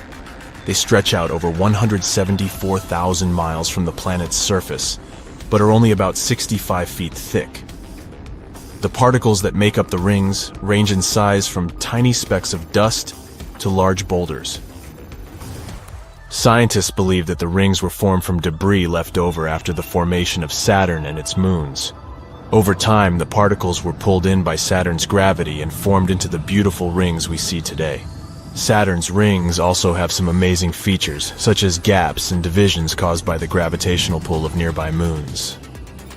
There are also waves and spiral patterns that are created by the gravitational interactions between the particles in the rings. Despite their beauty, Saturn's rings are constantly changing. The particles collide with each other, creating new ones and breaking apart others. This means that the rings we see today may look very different in the future. So next time you look up at Saturn and its rings, remember that you're looking at a cosmic snow globe made up of billions of tiny particles floating around the planet. Now, one common misconception about Uranus is that it's a lazy dude who can't even rotate properly. People think it just rolls around on its side all day long, but let me tell you, that's not entirely true. Sure, Uranus does have a tilted axis of rotation, but it still manages to spin in the same direction as most other planets in our solar system. It's like that one friend who always shows up late to the party, but still manages to have a good time and fit in with the crowd. But let's be real, Uranus is still a bit of an oddball. It's the only planet in our solar system that rotates on its side to such a degree. But after all, variety is the spice of life, right? So cheers to Uranus, the planet that refuses to conform to anyone's expectations. Ugh, I wish I had the guts to be like this. Have you ever heard someone say that Neptune is just a blue version of Jupiter or Saturn? Well, let me tell you, that's like saying a banana is just a yellow version of a cucumber. It's not even close. Sure, Neptune and its gas giant buddies share some similarities, but Neptune stands out in the crowd with its beautiful blue hue. It's all thanks to the methane chilling in its atmosphere. By the way, did you know that it's the farthest planet from the Sun? It's so far out there that it takes almost 165 Earth years for it to complete one orbit around the Sun. Talk about taking your sweet time. And let's not forget about its 14 moons. That's right, Neptune has a whole entourage of moons following it around like groupies at a concert. Maybe they're hoping to catch a glimpse of Neptune's famous blue glow. So next time someone tries to tell you that Neptune is just a knockoff version of Jupiter or Saturn, you can confidently correct them and say, "Excuse me, but Neptune is its own unique gas giant with a fancy blue vibe." Did you know that Pluto isn't actually considered a planet anymore? That's right, in 2006, the International Astronomical Union decided to reclassify Pluto as a dwarf planet. So what exactly does that mean? Well, a dwarf planet is a celestial body that orbits the Sun and is big enough to be rounded by its own gravity. But it hasn't cleared its orbit of other debris. It's a common misconception that Pluto is still considered a planet, but the truth is that it's just not big enough to make the cut. Sorry, Pluto. Don't worry though, you may be small, but you're still loved by many. Plus, being a dwarf planet is pretty cool too. You get to hang out with other celestial misfits like Ceres and Haumea. So keep on orbiting, Pluto. We still think you're out of this world. This planet, yeah, the one right here, shouldn't exist, but it does. A newly discovered planet rotates around a star that's much smaller and dimmer than our Sun. The planet, however, is enormous. Such a tiny star couldn't create it, so it's like finding an ostrich egg in a chicken coop. A team at Penn State built a special tool called the Habitable Zone Planet Finder. It's an instrument that's supposed to find planets around dim, cool stars. It's connected to a big telescope in Texas. The tool looks at the light from these stars, which is mostly in the near-infrared, beyond what our eyes can see. This gadget can spot changes in a star's speed caused by a planet. If the star movement slightly changes, that means there must be a gravitational pull nearby. Years ago, this technique helped find the first known exoplanet around a star like our Sun. Today, we've improved this method to make more precise measurements. Our main goal is to find Earth-like planets. They should be rocky and located in habitable zones, areas around stars where liquid water could exist. The Doppler technique isn't that great at finding Earth-like worlds yet, but works well for cool, dim stars. And that's how we discovered the impossible LHS 3154b. Planets usually form in disks made of gas and dust in space. Picture a flat, spinning cloud of tiny particles. These particles come together and stick to each other, creating a flat, rotating disk. Over time, these tiny bits combine to form a solid core. This is the starting point for a planet. Once the core is there, it attracts more dust and even gas like hydrogen and helium. But making a planet this way isn't easy. They need a lot of stuff, mass, and materials. This process is called core accretion. Stars are a huge help in that process. Usually, big stars have more gravity, so they can gather more stuff to form planets. But the star we discovered recently isn't very big. It's 9 times smaller than our Sun. A star this small shouldn't have a big enough disk to make a heavy planet. To do that, its disk should have been at least 10 times bigger. But this heavy planet, LHS 3154b, exists. Now, this mysterious planet is 13 times heavier than our Earth. It's similar in size to Neptune. It's about 50 light-years away from us in the Hercules constellation, which, in space terms, is very close. The planet is also super close to its star, completing 1 year in almost 4 days. This discovery is making scientists rethink their ideas about how planets and stars come into existence. There are new theories coming around. For example, a theory called gravitational instability. It says that, instead of the pieces coming together bit by bit, the material in the disk collapses all at once, directly creating a planet. But even with this theory, it's hard to explain how such a heavy planet could form without a really massive disk. It'll take us some time to figure out the truth. This isn't the first planet that makes us doubt our theories. Recently, scientists found another planet called Hala. This planet is orbiting a star called Baekdu, and just like the previous one, it shouldn't really exist. It's way too close to its star. Stars change a lot during their lives. Normally, when a star becomes big and prepares to leave this world, it's called the red giant stage. A star like that tends to destroy or push away any nearby planets, creating a huge mess. Hala rotates around a red giant, and it should have been swallowed or destroyed by the expanding star a long time ago. But it's still hanging there. Even though Baekdu has already started burning helium and shrunk to a smaller size than expected, Hala isn't bothered in the slightest. Scientists call Hala the Forbidden Planet. This discovery challenges what we thought about how planets survive near aging stars. It raises 2 theories. One suggests that Baekdu was once 2 stars, a white dwarf and a red giant. Hala orbited them both, and they merged before the red giant fully expanded. This allowed Hala to survive because the extra helium from the white dwarf prevented the red giant from growing too much. The second theory says that Hala formed from the debris created when the 2 stars merged. In this scenario, Hala would be a very young planet orbiting an elderly star. Astronomers plan to continue studying Hala and look for more planets like that. Another oddball, besides me, is called LTT 9779b. This one scares us too because it's too shiny. The planet reflects 80% of the light from its star. Regular mirrors reflect from 85 to almost 100% of light, which means that this mysterious planet should look like a rough mirror, with aluminum or silver-like reflections. This is another Neptune-sized planet. It's located 268 light-years from us and was discovered by NASA's TESS spacecraft. It completes a full rotation around its star in just 19 hours. It's so close to its star that it's scorching hot, reaching temperatures over 3,600 degrees Fahrenheit. Normally, planets this close lose their atmosphere and turn into bare rocks. But this one breaks the rules again. Now this time, we know the secret of its survival. It's because of the planet's shiny metallic clouds, which are made of glass and titanium salt. These clouds rain titanium onto its hot surface. They also reflect a lot of the light, preventing the planet from getting too hot and losing its atmosphere. It's like having a mirror shield. This planet's size also surprised scientists. It's way bigger than Earth. Other planets this close to their stars are either much bigger gas giants or small rocky planets. This planet is a smaller gas giant, and scientists didn't expect it to exist so close to its star. This is the shiniest planet ever found, even shinier than Venus. But despite its cool appearance, it's probably not a friendly place for life because of its extreme temperatures and strange metallic rain.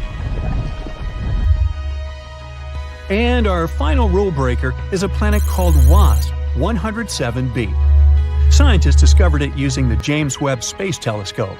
It's located around 208 light-years from us in the Virgo constellation. It's also fast and completes an orbit around its star in just 6 days. This is a super-Neptune exoplanet. It's similar to Jupiter in some ways, including the same size and scorching hot temperatures. But the main difference is that it's much lighter, weaker, and less dense. This is the least dense planet we've discovered so far. After researching some more, we also found that it has a tail. The helium on the planet extends beyond the transit egress. The planet is slowly losing its atmosphere due to extreme ultraviolet radiation from the star. This creates a comet-like tail. So, it looks like a fluffy comet. But that was just the beginning. The planet's low density, or fluffiness, allowed astronomers to study its atmosphere in detail. They found some surprising things, like water vapor and clouds made of fine silicate particles, which are like really fine-grained sand. The planet's host star doesn't emit a lot of high-energy light. But since WASP 107b is so loose, the light can penetrate deep into its atmosphere. This creates sulfur dioxide that smell when you light a match. In other words, it's a fluffy planet that rains sand and smells like matches. The researchers think the sand clouds in the atmosphere form in a similar way to clouds on Earth. They just have droplets of sand instead of water. These sand droplets condense, fall, turn into silicate vapor in hot layers within the planet, and then rise again to form clouds once more. And, once again, this planet couldn't have formed in its current spot. Astronomers say that it likely moved closer to its star from a birth orbit because it was attracted by some heavier neighbor. It also follows a retrograde orbit, meaning it orbits in the opposite direction to its star's rotation. All these discoveries are changing how we understand planets and their atmospheres, giving us new insights into the mysteries of our own solar system. This planet is as light as that piece of fluff stuck to your sweater. In the scientific world, it's called WASP 193b, but let's call it the Cotton Candy Planet. It's located around 1,200 light-years away from us. Sure thing we'll never see it with our own eyes, but scientists say the Cotton Candy Planet is pretty much Jupiter's bigger, bouncier cousin, 50% more massive. It has an extremely low density combined with other factors, such as high temperatures and the infrared brightness of its host star, that make it look special. May I have a close-up here, please? Thank you. See how fluffy it is? Right now, you understand that it would be impossible to stand on its surface. Anyways, it's not often that you meet something like WASP 193b at a planetary party. Such planets might be fluffy because they're getting cooked by their parent stars, puffing up like a marshmallow that's seen too much campfire action. But the thing is, if you're that close to your star and mostly made of a hydrogen-helium cocktail, you're not gonna keep your puffiness for long. It's like trying to hold on to a balloon during a hurricane. Exoplanets like this fluffy guy here are pretty rare, but there's also WASP 107b, and it looks squishy too. This one kicks back 200 light-years from us, and it chose the constellation of Virgo as its official residence. From some perspective, you might say that this planet is a copycat of Earth. It has helium, and its atmosphere contains sulfur dioxide. There's some resemblance for sure, but WASP 107b has the density of a marshmallow. It means we can snoop through its atmosphere easier than we could with a heavyweight like Jupiter. Scientists were beyond surprised when they peered through their super space goggles the James Webb Space Telescope's MIRI-cam, they spotted clouds made of the stuff that builds beaches, silicate, or as you might know it, sand. Imagine sandcastles in the sky! Those sound clouds are way up there in the penthouse suite of WASP 107b's atmosphere, where the thermostat reads a breezy 932 degrees Fahrenheit. Normally, you'd need 1,832 degrees Fahrenheit to cook up this kind of cloud, so scientists are scratching their heads. How did those grainy puffs get all the way up there? Turns out, WASP 107b might be running its own sandy water cycle, but with scorching silicates instead of H2O. Silicate particles get whooshed up from the sizzling lower levels by some sort of cosmic elevator, and then they cool off, party together as clouds, and sprinkle down a silicate drizzle. Nobody's packing sunscreen for this kind of sandstorm, though. Now look at this Kepler planet family located in the Kepler 51 star system. This cosmic three-pack hangs around 2,400 light-years away, looking huge but having the same density as your favorite snack. And it's cotton candy yet again. Scientists have been digging into what these space treats are made of. They now believe these puffball planets are big hydrogen-helium gas balloons with a generous smearing of methane haze. It also turns out these planets might be going through a cosmic downsize. Now, let's talk about a planet called Mascara 5b. Nope, it doesn't look like one of those cosmetic tubes from your mom's drawer. Scientists say it's one of the hottest planets ever discovered. They call it an ultra-hot Jupiter, showing off its impressive size, almost twice as big as our very own Jupiter. The dayside temperature is around a scorching 4,892 degrees Fahrenheit, while the night side hits 4,172 degrees Fahrenheit. No chance for any sort of life to survive out there. Actually, it's the second hottest nightside temperature ever recorded. To put it in perspective, the temperature of molten lava sits between 1,292 degrees Fahrenheit and 2,282 degrees Fahrenheit. So, the planet is a whole lot hotter than this scorching liquid rock. Its temperatures even surpass the melting point of most metals, which is around 3,632 degrees Fahrenheit. Scientists mention that the insane heat on this planet is comparable to the exhaust of a rocket engine. Back in 2005, one famous star called... Wait, is that a name or a phone number? Whatever. So, turns out this star has a hot sister, and they have very similar names. This hot sister has B at the end. Well, this place looks like something from a sci-fi movie as it rocks a mesmerizing blue marble vibe, according to NASA. Such an appearance results from an atmosphere packed with hazy clouds laced with glass. The rain on this planet is glass-filled precipitation that likes to fall sideways, thanks to fierce winds blowing at a speed of 5,400 miles per hour. And yeah, it's the hot sister for a reason. Scientists have measured the daytime temperatures in this nightmarish world. It's around 1,700 degrees Fahrenheit. So when it rains on this planet, it's more like molten glass pouring down instead of your typical waterworks. You may not know it, but space is swarming with WASPs. I'm talking about planets called WASP. Meet WASP 76b. This sizzling hot Jupiter-like planet is so out of this world, it rains iron at night there. The daytime side is no less of a fiery nightmare. The temperature there is about 4,300 degrees Fahrenheit. WASP 76b may be slightly smaller than Jupiter, but don't underestimate its grandeur. This fireball is located 640 light-years away from Earth, and its terrifying climate is the result of one seriously extreme orbit.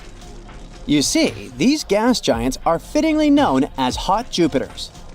They like to keep it hot, so they orbit way too close to their scorching host stars. In this case, WASP 76b is nearly 10 times closer to its star than Mercury is to our Sun. That's way too close for comfort, leaving this rebellious planet tidally locked to the star. So, while one side basks in eternal light, The other is trapped in perpetual darkness. 55 Cancri E is a total gem. It's the raddest super-Earth ever spotted. Scientists initially believed it was packed with so much carbon that its insides were blinged out with diamonds, thanks to insane pressure and sizzling temperatures of 4,892 degrees Fahrenheit. But researchers put a dent in the diamond hype, showing there was actually less carbon than we had originally thought. Well, diamonds aren't actually that rare and expensive after all. They're just well marketed.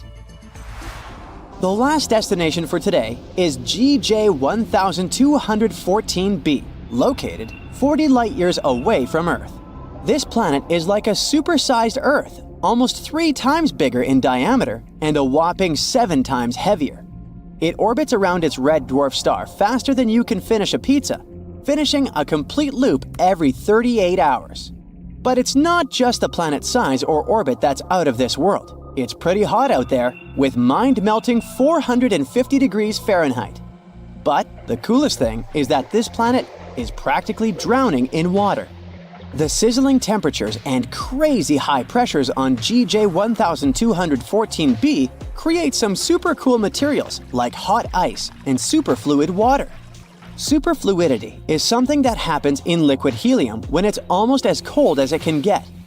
On Earth, water totally missed the memo on being superfluid because it needs ridiculously low temperatures and off-the-chart pressures to pull off that trick.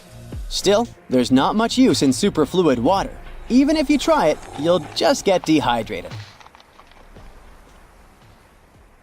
Imagine a world where the red, barren landscape of Mars is transformed into a lush and verdant garden. A world where water flows freely, carving canyons and creating lakes and oceans.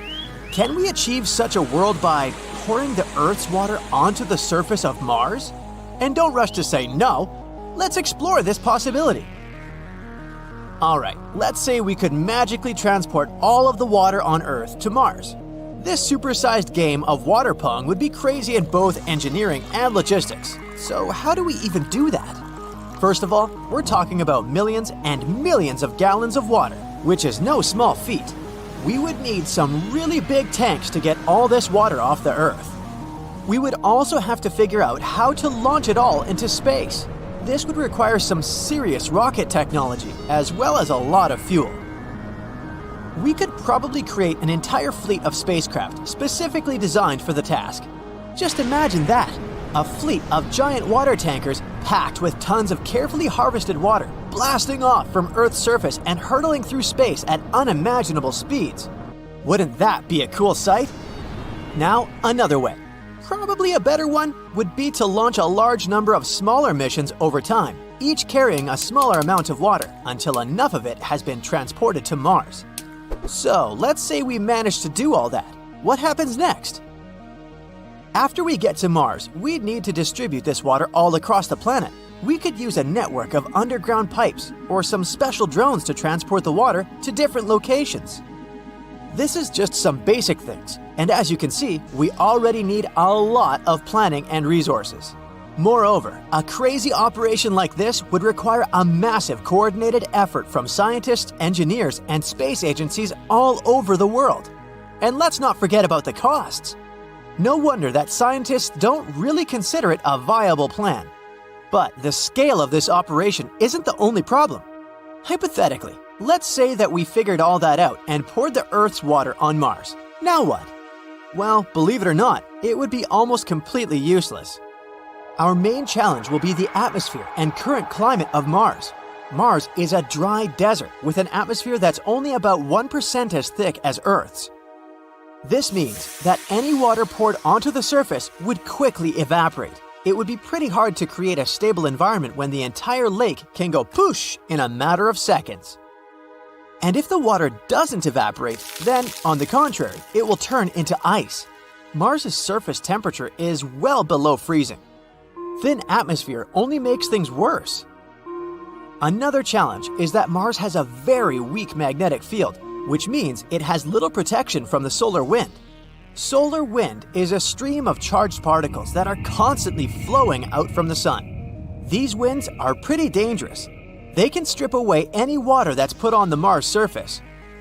Also, the solar radiation on Mars is much stronger than on Earth. This would make it even more difficult to maintain any liquid water there. And finally, don't forget that we also need to purify this water to remove all the bacteria before drinking it. But let's not give up. If we stay super optimistic, we can still try to solve these problems. Basically, we need to find a way to maintain liquid water in one place for a long time and make sure that it doesn't freeze or evaporate. So how do we do it? There are a few ways we can go about it. Number 1, insulation. We could wrap all the water containers in insulation materials, like foam for example, or some reflective materials that can help to keep the water from freezing. Number 2, heating. We could use various heaters and devices to keep the temperatures above freezing, even thermal blankets. Although this would require a lot of energy and would be a difficult task. Number 3, underground reservoirs. We could dig a large hole and cover it with a transparent material to allow sunlight to pass through. This would help keep the water warm and insulated. Number 4, salinity. Adding a small amount of salt or other dissolved minerals to water can lower its freezing point. Although we'll need much more salt for things like lakes, and this method isn't the most efficient. And finally, number 5, building a greenhouse. We could build a greenhouse or some other structure that can trap heat and create a more Earth-like environment. This option is probably the best one. After all, a greenhouse would also help us to grow various plants or other organisms. Yay, life!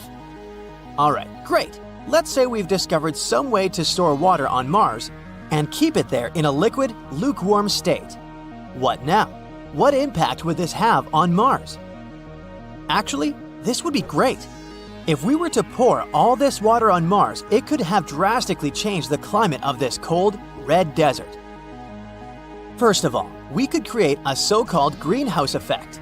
It's when gases in a planet's atmosphere trap heat, causing the planet's temperature to rise. And yeah, this is pretty bad for Earth, but for Mars, whose temperatures jump between 70 and negative 200 degrees Fahrenheit, it would be awesome. This could cause the atmosphere to thicken and lead to the melting of the polar ice caps. Wouldn't that be awesome? Mars would begin to gradually turn from a lonely desert into Earth 2.0. It also means that the planet's atmosphere will change. For example, the weather patterns. Clouds could form on Mars, rains would begin to fall. And rains, as we know, transfer water from one region to another, which would mean they could water plants if they appeared on Mars. But all of this is pure speculation. We can't be completely sure what kind of impact pouring water on the Martian surface would have on the planet's climate. Perhaps, to create this greenhouse effect, we would need much more water than what we can transport. But if despite all these challenges, we had succeeded with our mission and made Mars much warmer and moist, could life have been finally born there?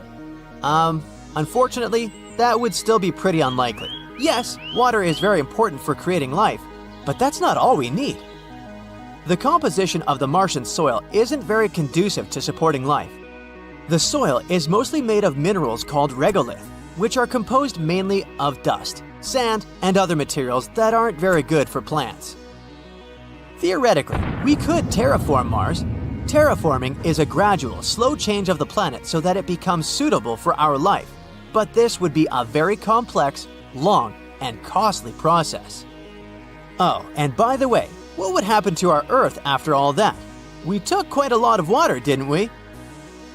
From Earth's perspective, transporting water to Mars would require an enormous amount of resources, including energy and different materials. And the amount of water we'd have to spend would be staggering. The loss of such a large amount of water from Earth's own reserves could have a significant impact on our planet, especially in areas where water is already scarce. So basically, this is a really bad idea, no matter how you look at it. Yeah, it may sound interesting, but it's not a viable plan at all. It would require too many resources, too much money, and it wouldn't even be worth it. That's why scientists and space agencies don't consider this idea seriously. Besides, there are many other more realistic and achievable goals in the field of Mars exploration. For example, we can keep studying the planet's geology, atmosphere, and potential for past or present life. These studies would help us to find some resources that could support future human exploration. Overall, we need to answer many more questions about Mars before we even begin to consider colonizing it. So let's keep an eye on scientific news and updates. In 2021, astronomers announced that they had found between 70 and 170 free-floating planets. Such planets are also called rogue because they don't orbit around any star. And the majority of these huge unattached planets, each approximately as large as Jupiter, dwells in one particular region of the Milky Way galaxy. It's known as the Upper Scorpius OB Stellar Association. Wow, doesn't it sound like the name of some homeowners association? Anyway, this conclusion was made by a team of astronomers that used telescope observations from all over the world and in space. They also looked through 80,000 wide-field images taken over a couple of decades. Scientists have estimated there might be billions or even trillions of rogue planets wandering around our galaxy. If their estimations are true, it might mean that the Milky Way contains more free-floating planets than stars. Ooh. This region of the sky is around 420 light-years away from Earth. A lot of amateur astronomers are familiar with it since lots of cool stuff is located there. The most famous targets for astrophotographers include dark nebula, like Barnard 68, Coal Sack, or Pipe Nebula, as well as the colorful region around Rho Ophiuchi. But let's get back to mysterious rogue planets. They wander the galaxy alone, totally untethered. Without stars, they don't have days or nights, only eternal darkness. Of the thousands of planets scientists have detected outside of our solar system, only a dozen or so are starless and cruising on their own. Recently, astronomers have announced one more finding, the tiniest known rogue planet. The mass of this space traveler is somewhere between the masses of Earth and Mars. The term itself, a rogue planet, suggests that such celestial bodies might desert their stars on purpose. They wander off on their own, carving a new path through the Milky Way. But the reality is much more tragic. Rogue planets are usually kicked out of their star systems, doomed to a solitary existence of circling the center of the galaxy on their own. How sad. You see, things get messy when planetary systems, including ours, form. While planets appear from the cosmic dust surrounding a newborn star, they jostle one another around. This gravitational game of pool can easily shove some planets toward the edges of a star system, or eject one or two of them altogether. Then there are also nearby stars that can shove planets around too. Most stars are not born on their own. Clusters of dozens to thousands of stars often appear in space. No wonder that in such a crowded environment, a star with its own set of planets might whisk away a planet or two from another star. After stealing a planet, it can keep it for itself or cast it out into space. At the same time, some free-floating planets might form in a different way, with no parent star to help them. They appear from collapsed clouds of gas and dust, just like stars do. But sadly, they don't manage to put on enough weight to start nuclear reactions, the ones that make stars emit light. These objects are also known as failed stars. Hey, who said they failed? And they resemble planets. Rogue planets are very hard to detect. When astronomers want to find an exoplanet, they look for something blocking the light of its parent star. That's usually the planet passing between the star and the observer. But researchers can't use the same technique with free-floating planets because, in this case, there's no parent star. The only way to locate them is to rely on gravity. Now, imagine a line of sight between a telescope on Earth and a distant star. When an object crosses that line, its presence is likely to bend and magnify the star's light. This, in turn, makes the star appear brighter than usual. As for the duration of this brightening, it depends on the nature of this moving object. If the brightening lasts a few days, it's a star. If the duration is about a day or so, it's a Jupiter mass object. And if it's just a couple of hours, this object is something that equals the mass of our planet. But the trickiest part is to figure out whether this object is indeed a rogue planet. it's true that stars whose light such celestial bodies bend can't be their parent stars. They're too far away. But there still might be a parent star, invisible because of the glare of the luminous star. And astronomers have to wait up to a decade for the luminous star to move a bit to check for a potential parent star. If there's still no parent star in sight, then it's proven the planet is traveling solo. One thing is clear: without parent stars to warm them, rogue planets are frozen worlds. Even if ice doesn't go all the way down to their cores, it certainly covers such planets with hard, icy shells. On the bright side, maybe free-floating planets aren't as lonely as we think. They might have moons of their own. They probably take them along when they get pushed out of their cosmic homes. Even more exciting, these exomoons might have liquid water. At least that's what a 2021 study published in the International Journal for Astrobiology claims. Actually, I don't get that magazine, but it sounds fancy. But could a free-roaming world find a new home near a different star? Some experts think it's unlikely. The universe is an incredibly spacious place, and even a large star is hardly able to slow down enough to lasso a fast-moving planet. For example, in 2017, an interstellar guest, an asteroid the size of a skyscraper, appeared in our solar system. It barreled through the solar system and just kept going without stopping or slowing down. But what if it was a rogue planet? Would it stay with us? Astronomers say it's unlikely. If it happened, they would be thrilled, such a research opportunity. But the rest of us would likely be terrified by the implications of having such a neighbor. At the same time, maybe it wouldn't be such a big problem, considering how big and very empty our solar system is. But even without a rogue planet invading our solar system, the orbits of our planets are going to change one day. In 5 billion years or so, the Sun will start to dim. It'll begin to lose its mass until its gravity is too weak to hold on to the outermost planets of the solar system. Neptune, Uranus, and probably Pluto might turn into rogue planets. They will slowly drift away, unbothered by the cold and mostly unchanged due to their already frozen environments. And yeah, I know the scientists demoted Pluto as a planet years ago, but it's still a planet to me, so sue me. And what about Earth? Oh, our planet will have a different fate, much more tragic. As stars lose mass nearing the end of their lives, they eject gas and dust in all directions. And since our planet is in the way, it'll most likely get enveloped in this scorching stream and vaporize. But calm down, it won't happen for a few more billion years. And who knows where humanity will be at that time. As for now, astronomers hunt rogue planets with enthusiasm. For example, NASA's Nancy Grace Roman Space Telescope is going to conduct a survey to discover more free-floating exoplanets using its powerful techniques of a wide-field telescope.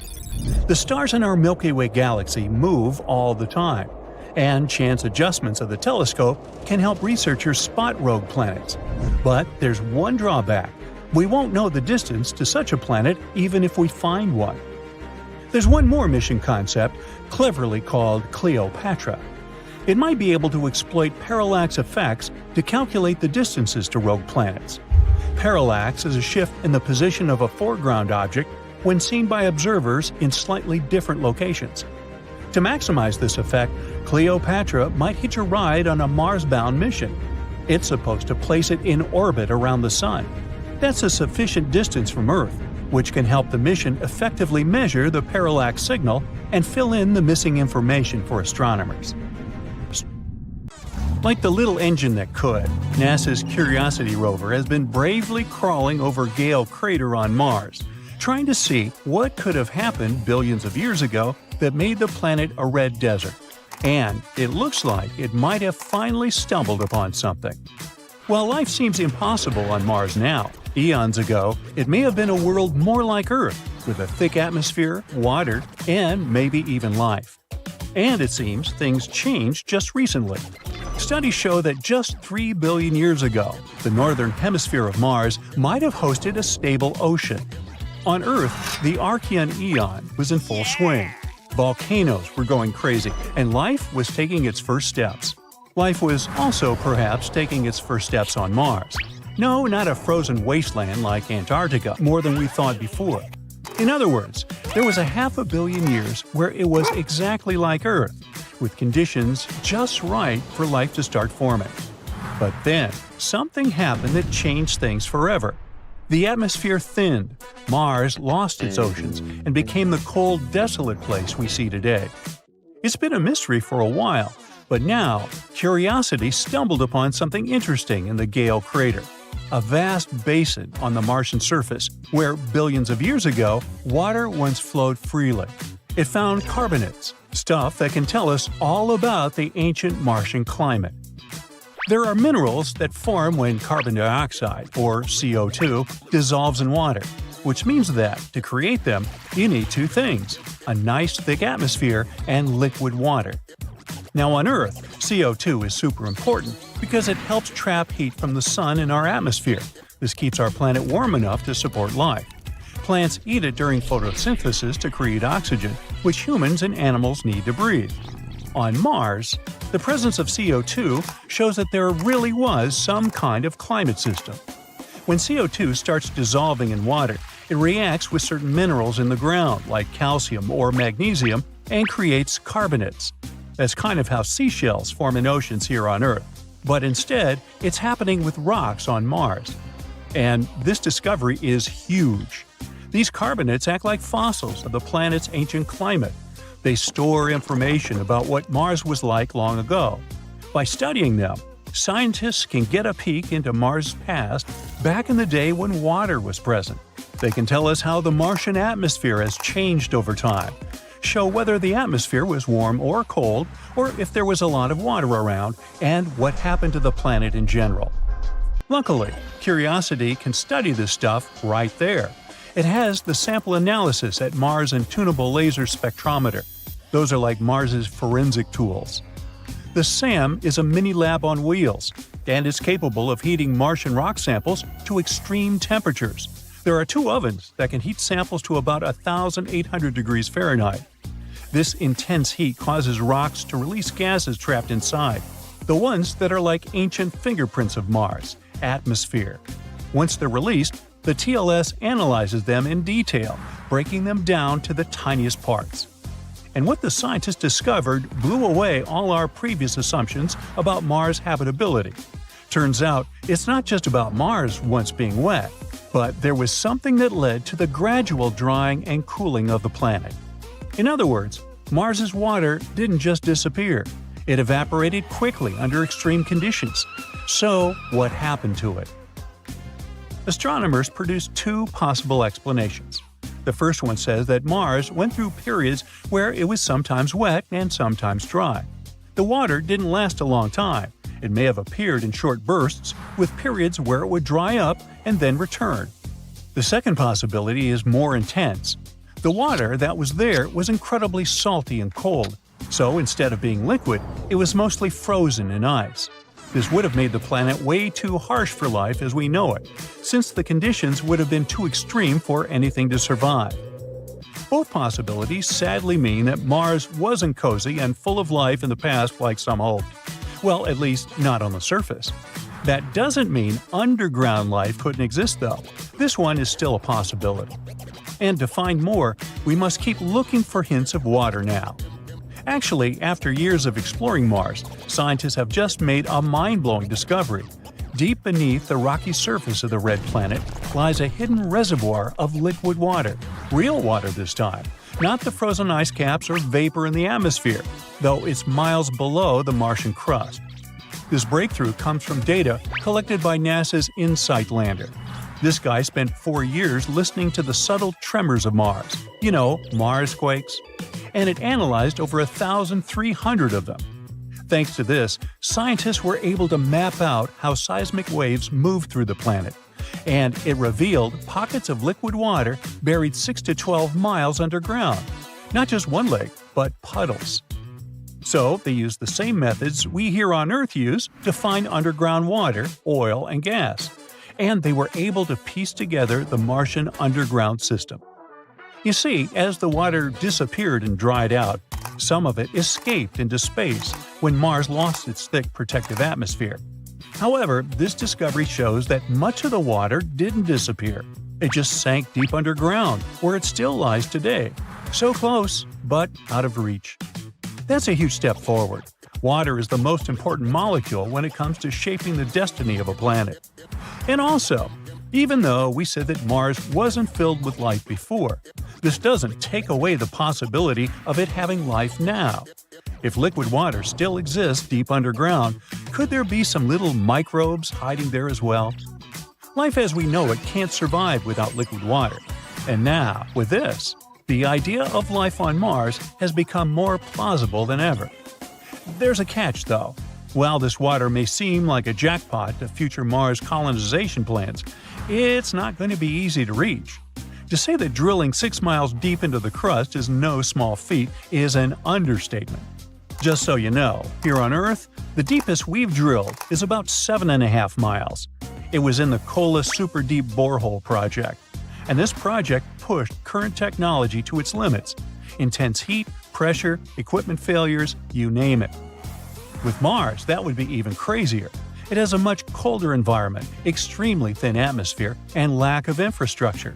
That would make any drilling mission extremely difficult. To reach water reservoirs buried so deep on Mars, we would need specialized drilling equipment that would somehow get delivered there. It should also be able to handle extreme cold, low pressure, and different gravity. Oh, and it should all operate remotely and preferably not break, all while it needs tons of energy. Yeah. Now, it's possible that we would only be able to do this in the future when we'll have automated systems or astronauts on Mars. That's not a quick task for even the most ambitious billionaires. So, for now, what these reservoirs hide is a mystery. But at least it's not the only one. As we mentioned, Mars hides one of the greatest secrets beneath its frozen southern pole, another buried vast lake of liquid water. The radar revealed it as it scanned the ice cap in this region. Hey, just don't make me pronounce it. Now, it's weird that it managed to stay liquid with such low temperatures.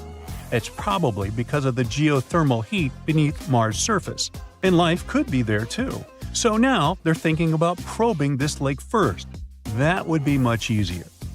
Curiosity's work is incredible, and it keeps helping us peel back the layers of Mars' ancient climate, giving us new pieces to the puzzle of what happened to our neighbor, and this could help us avoid similar mistakes in the future. Okay, it seems scientists have come across a strange object in space, and they're not sure if it's a star or a planet. What we do know is that it's located 1,400 light-years away from us, and it makes us question what we thought we knew about the universe. Let me explain the dilemma here. We can tell if something is a star or a planet by considering the object's mass or the amount of stuff it has. Stars have a lot of mass, which gives them strong gravity that squeezes them tightly. Squeezing creates high temperatures inside them, causing them to shine brightly. Planets have less mass, so their gravity is weaker. They don't experience the same squeezing or high temperatures as stars. Instead, planets shine because they reflect the light from their stars, like our beautiful Earth does with our Sun, too. And this weirdo falls somewhere in between, since we consider it a brown dwarf. It's a special type of big, gaseous protostars. Brown dwarfs are usually like Jupiter in terms of their atmosphere, but they are much larger in size, about 13 to 80 times. If a brown dwarf has more than 80 times the mass of Jupiter, it can start burning regular hydrogen, just like a star. That's what usually makes stars shine brightly. But normally, brown dwarfs are not as hot as stars. Their inability to burn hydrogen has even earned them the nickname of failed stars. They burn at around 4,000 degrees Fahrenheit, which is cooler than most stars. But this object defies the norm. Its temperature measures an incredible 13,900 degrees Fahrenheit. Now let's put that into perspective. The hottest day in history was reported to happen in Death Valley, California, more than 100 years ago, with a temperature of 134 degrees Fahrenheit. People back then must have felt like they were melting along with everything around them. Now imagine getting closer to the Sun, like taking a trip to Venus. Venus can reach insane temperatures of 860 degrees. It's not only about the distance, though. Mercury is the planet closest to the Sun, but it's still colder than Venus. Venus is extremely hot due to the greenhouse effect. Did you know that Venus could have been a delightful place to live a long time ago? Or at least be home to any form of life. But at some point, it started to trap carbon dioxide and eventually created this thick, smoggy oven that doesn't release heat. And that's why it's so hard to explore. The longest a probe managed to last on Venus was 2 hours. But hey, that's longer than I can do at work, and then I melt. So yeah, then you get to the Sun. Its surface burns at an incredible 9,930 degrees Fahrenheit. And what's fascinating is that this weird brown star we're talking about is hotter than that. I mean, it's not hotter than the Sun's core, whose temperatures go up to 27 million degrees, but it's still very impressive and unusual for a brown dwarf to be this hot. At least that's what everyone thought until they realized why it was happening. The brown dwarf is remarkably close to another star that falls into the category of white dwarfs. They're so close to each other that our mysterious star makes one orbit around its white dwarf friend in just 2.3 hours. Woo! How old we'd be over there! Since they're this close, they're tidally locked like our Moon and Earth. That means one side of this brown dwarf always faces the white dwarf, and the other side is forever in darkness. Because of all this, our brown dwarf is superheated on one side only. So its day side is what got us confused. While the temperature on the night side is what you would expect from a brown dwarf. But these extreme conditions won't last long. Such a hot temperature makes the molecules in the dwarf's atmosphere break apart into individual atoms. And while its molecules are falling apart, this brown dwarf is slowly disappearing. And if you think this brown dwarf is hot, what would you say about Eta Carinae? It's a star located about 7,500 light-years away from Earth, and it belongs to an elite group of stars we call luminous blue variables. One astronomer first noticed it in the 17th century, but back then, it was just a regular medium-bright star. Almost 200 years later, another astronomer was observing it. But this time, it was a very bright star, one of the brightest ones in the sky. A few years later, it reached the highest level of brightness in a big event called the Great Eruption. When it happened, the star could be easily seen in the night sky. It released so much light, as much as is emitted in a supernova explosion. It remained like that for a couple of years, which is not what usually happens with exploding stars. After the party reached its peak, the star decided it was time to leave. It's still hesitating though, so it's still alive but dimmer than before. There's a nebula around Eta Carinae too. It is a shell made of gas and dust that formed during the Great Eruption. It even blocks some of the star's light. Eta Carinae is a binary star system. That means there are two stars that orbit around each other. One component has a temperature of about 26,500 degrees, and the other 62,500 degrees. The main star in the Eta Carinae system, which is the more massive of the two, is 100 times heavier than our Sun. Because of its enormous mass, scientists predict that this star may eventually explode in a powerful event known as a supernova. But not for another several thousand years. So, by now, you might have already guessed what the hottest thing in the universe is. Ta-da! A supernova. The supernova is what tells us that the life of a star has ended. We're talking about the most powerful explosions in space. They happen when a star that's between 8 and 40 times more massive than our Sun flops. Its core can no longer create enough energy through a process called fusion, so the star can't even handle its own gravity. It's like a stellar burnout, too much work a star can't handle, and its core just collapses. During a supernova, the temperatures in the star's core can get 6,000 times higher than in the core of the Sun. Or sometimes, a specific type of star called a white dwarf suddenly restarts its nuclear fusion and bam, you get a supernova again. Kepler's supernova happened at the beginning of the 17th century, and it was the last really big supernova event we directly observed from Earth.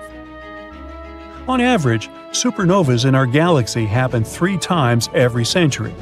I mean, we got a smaller supernova in 1987 too, when a blue supergiant exploded in one of the Milky Way's satellite galaxies, which we know as the Large Magellanic Cloud. This explosion was so strong, people could even observe it with the unaided eye, even though it was incredibly far, 168,000 light-years away from our home planet. What a topic for summer days, huh? But check this out. We can also talk about the hottest thing people have ever created, made in a surprising place, Switzerland. Nah, we're not talking about a super hot chocolate. A group of scientists there created a subatomic soup called a quark-gluon plasma. In this experiment, the temperature got 250,000 times as hot as the sun's core. The purpose of this experiment was to recreate the conditions that existed shortly after the Big Bang, when the universe was still in a state of chaos. Okay, let's get even more extreme. In theory, things can get even hotter. Have you heard of the Planck temperature? It's an insanely hot temperature with numbers so high we can't even imagine. A supernova is like tepid tea compared to this madness. And who even knows what the matter does at these temperatures? Okay, I'm done. Now we take you back to your regular universe. Bye now. Now, Jupiter used to be flat and look like an M&M candy. Now I'm hungry. And it wasn't the only flat pattern in our solar system. Turns out there are tons of things that can go wrong during a planet's formation, like locking up to the sun or getting whooshed into open space. Let's check it out. The Earth isn't flat, but Jupiter might have been. Instead of being a big round ball, gas giants in our system might have started more like flat pancakes. Jupiter is one of the oldest of our neighbors. It's 4.6 billion years old, just like our Sun. And when it was just a baby planet, it likely formed through a process called disk instability. It all begins with stars. When a star is forming, it doesn't look like a round object. It's more like a big disk of stuff. During this stage, really hot winds made of charged particles blow out. The dust in that disk contains stuff like carbon and iron. Some of them collide and stick together, forming bigger objects. Dust turns into pebbles, pebbles turn into rocks, and rocks bump into each other, getting bigger. Gas in the disks helps all these solid bits stick together. Some break apart, but others stick around, and they're the ones that become the basic pieces of planets. They're called planetesimals. Even gas giants like Jupiter started off as tiny specks of dust, smaller than a human hair. Eventually, they formed their own big ring-shaped disks of gas. They began to spin around our sun, growing bigger by gathering gas and rocks like snowballs. Gas giants are special. They were born from the colder parts of the disk. In cold areas, molecules are slower, which makes them easier to grab. In these places, water could freeze, and tiny ice pieces stick together and are mixed with dust. These dirty snowballs gather up and then form cores of huge planets, like Jupiter, Saturn, Uranus, and Neptune. In the warmer areas closer to the star, rocky planets like Mercury, Venus, Earth, and Mars start to form. After the icy giants were born, there wasn't much gas left for these smaller planets. It might take tens of millions of years for these rocky planets to form after the star is born. And our sun was growing at the same time, sucking up nearby gas and pushing faraway stuff even farther out. After billions of years, the disk changed completely, turning into a round star with a bunch of planets, dwarf planets, asteroids, moons, meteoroids, and comets around it. Recently, simulations showed that these protoplanets, as these early dust balls are called, don't start off looking like the planets we know. In the case of gas giants like Jupiter, they look more like squashed balls or M&M's candies, not the peanut kind. When the sun was young, the disk of gas and dust surrounding it cooled down and became unstable. It started breaking into big chunks. These chunks dramatically collapsed together under huge gravity to create Jupiter. It became a round gas giant over time. There are a lot of oddities that can happen during that process of planet formation.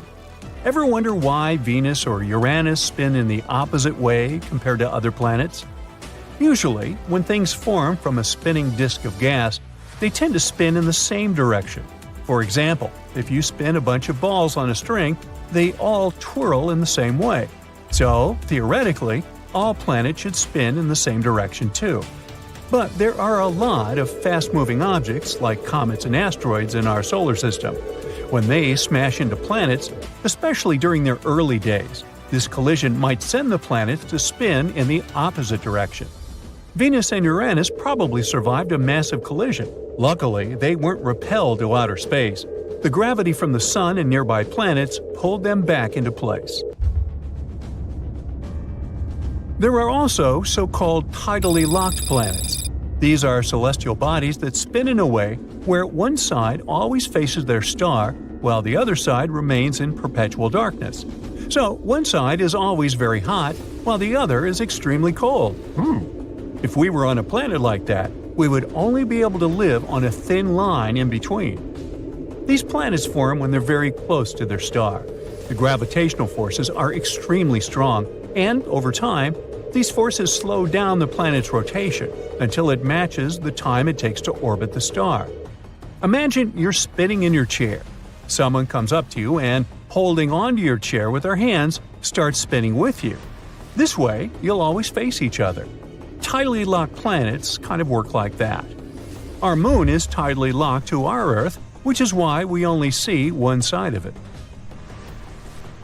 We've discovered more than 5,000 planets outside of our solar system called exoplanets. Some of them have very strange orbits. For example, planets with incredibly long orbits, thousands of years to make one trip around the star, or very wonky, comet-like orbits, or so-called hot Jupiters. They're super close to their star, way closer than Mercury is to our Sun. But these planets couldn't have formed where they are now. As their solar system evolved, they changed their positions for some reason. This rearranging is called planetary migration. There are three main ways this migration happens. First, because of the gas and dust spinning around the planet. When a planet is bumping into this stuff, it can create spiral patterns in the gas. These patterns can either push the planet closer to the center or farther away, depending on how they mix together. It's called a gas-driven migration. This is what Jupiter experienced when it moved closer to the Sun billions of years ago. I wasn't around then. This also explains the existence of hot Jupiters. Second, big planets can shove the smaller ones, changing their paths. Third, the star's gravity can tug on the planet, making its orbit more circular. Ever heard of rogue planets? Imagine a lonely planet floating in the vastness of space without a star to call home. They're like the wandering nomads of our galaxy, doomed to drift around forever. And there are so many of them, there might be more free-floating planets than ones that are tied to stars. We're talking trillions of rogue planets hanging out in our Milky Way galaxy alone. They're often as massive as our biggest planet, Jupiter, but most of them might be Earth-sized. Some might even have thick atmospheres that keep them warm, even though they're far from any star. Some of them might have wild auroras, while others could host moons with liquid water, a potential haven for life. There's even a chance that they might contain extraterrestrial life. These planets might bump into other stars or even entire planetary systems as they journey through space. Sometimes they might get caught in a star's gravity for a while before getting flung back out into space. But how are they born? Sometimes, during this chaotic process of planet formation, not all planets can manage to stay close to their parent stars. Some of them get kicked out of their solar systems due to powerful gravitational interactions with other planets or passing stars. These ejected planets become rogue planets. In 2012, astronomers found a solar system from the very beginning of the universe. This system included a star and two planets. We called it a fossil system. The star is super old, about 13 billion years, almost as old as our entire universe. It was mostly made of just hydrogen and helium. This is unusual because planets usually form from clouds of gas that contain heavier stuff. That's when we figured out that the way planets formed before was different from how they form now. We know that stars with more metals are more likely to have planets. In astronomy lingo, metals means any chemical element other than hydrogen and helium. But in the early universe, there weren't many metals. Most of them were created inside stars and then spread out into space when those stars blew up. So, when did the very first planets form? This newly discovered system helps answer these questions. Its two giant planets are orbiting a star that's incredibly low in metals and extremely old. This should be really rare, if not impossible, but they exist. This means that maybe there are more planets in metal-poor systems than we thought. Studying them will help us learn more about the history of planet formation. Imagine if somewhere, trillions of light years away from our world, there's another version of you watching this very video right now. Not as crazy as it might sound. The multiverse theory is having its time of the day, from Marvel's movies to Spider-Verses to the recent famous hit Everything Everywhere All at Once. But it's not just some wild sci-fi concept. Physicists have been talking about this theory for decades. Let's see what they say. Do parallel worlds exist? If they do, let's hope that this is the reality where you click that subscribe button before diving into the video. Now, everything starts with the Big Bang. Before the Big Bang, the universe, with everything we know, was crammed into an unbelievably tiny, super hot, and mega-dense point. Our universe is about to burst into existence. And then, boom! The most colossal event you can imagine happens. In an instant, this tiny point expands with indescribable speed. It's the beginning of everything – time, space, and all the galaxies that surround us. Then, like an extremely hot balloon, the universe started stretching out in all directions, which sounds logical, but what's curious is that this inflationary epoch lasted for an incredibly brief time, in less than a blink of an eye. It's like the universe hit the fast-forward button and then everything eventually slowing down over time. After this speedy phase, the universe kept growing, but at a more normal pace. This rapid expansion is called inflationary cosmology. It explains some big mysteries about our world. It tells us why it looks the same in all directions, why the background radiation is evenly spread, why galaxies are where they are, and so on. The details of how this cosmic inflation works are still a bit mysterious, but scientists are on it, and the theory itself is universally accepted. But it wasn't always this way. To scientists, this idea sounded like insane sci-fi at first. However, it explains so many things that the scientists just had no choice but pay attention to it. However, its initial weirdness was just the beginning. Now, according to this theory, inflation might not be a one-time thing. It could be happening repeatedly, maybe even endlessly. Picture the universe as a never-ending cycle, with each burst of inflation creating its own bubble universe. And the most important thing is that these bubble universes might not play by the same rules. Some could be totally weird, where the laws of physics are going crazy in ways we can't even fathom. Which means there might be a whole constellation of bubble universes out there. However, we can't directly see these other bubbles. They exist beyond the edge of our spotlight. That's where the multiverse theory comes into play. People have been chatting about the idea of multiple universes for a long time, like way back in ancient Greece. Now, back in the 1990s, people got really interested in this idea, and this concept started popping up in books and movies. As a result, scientists began talking about it increasingly in scientific discussions and journal articles. And nowadays, many scientists and philosophers are into it. Now, the problem is, there's no solid proof or evidence that these other universes really exist. It's not a proved or confirmed theory. It's not even a theory at all, just a hypothesis, a bunch of interesting thoughts put together.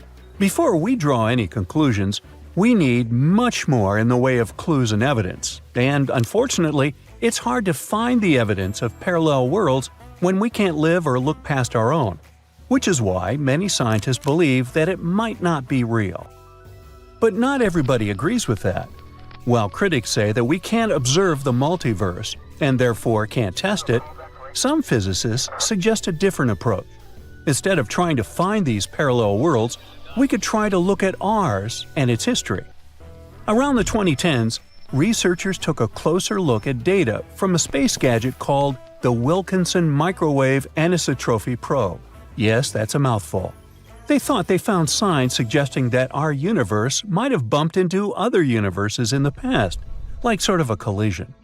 But then scientists used an even fancier satellite, which had 3 times better resolution, looked at the data more thoroughly, and didn't find any strong proof of these universe collisions. Plus, there was no evidence that other universes were tugging on ours with their gravity. However, an interesting discovery happened in 2015.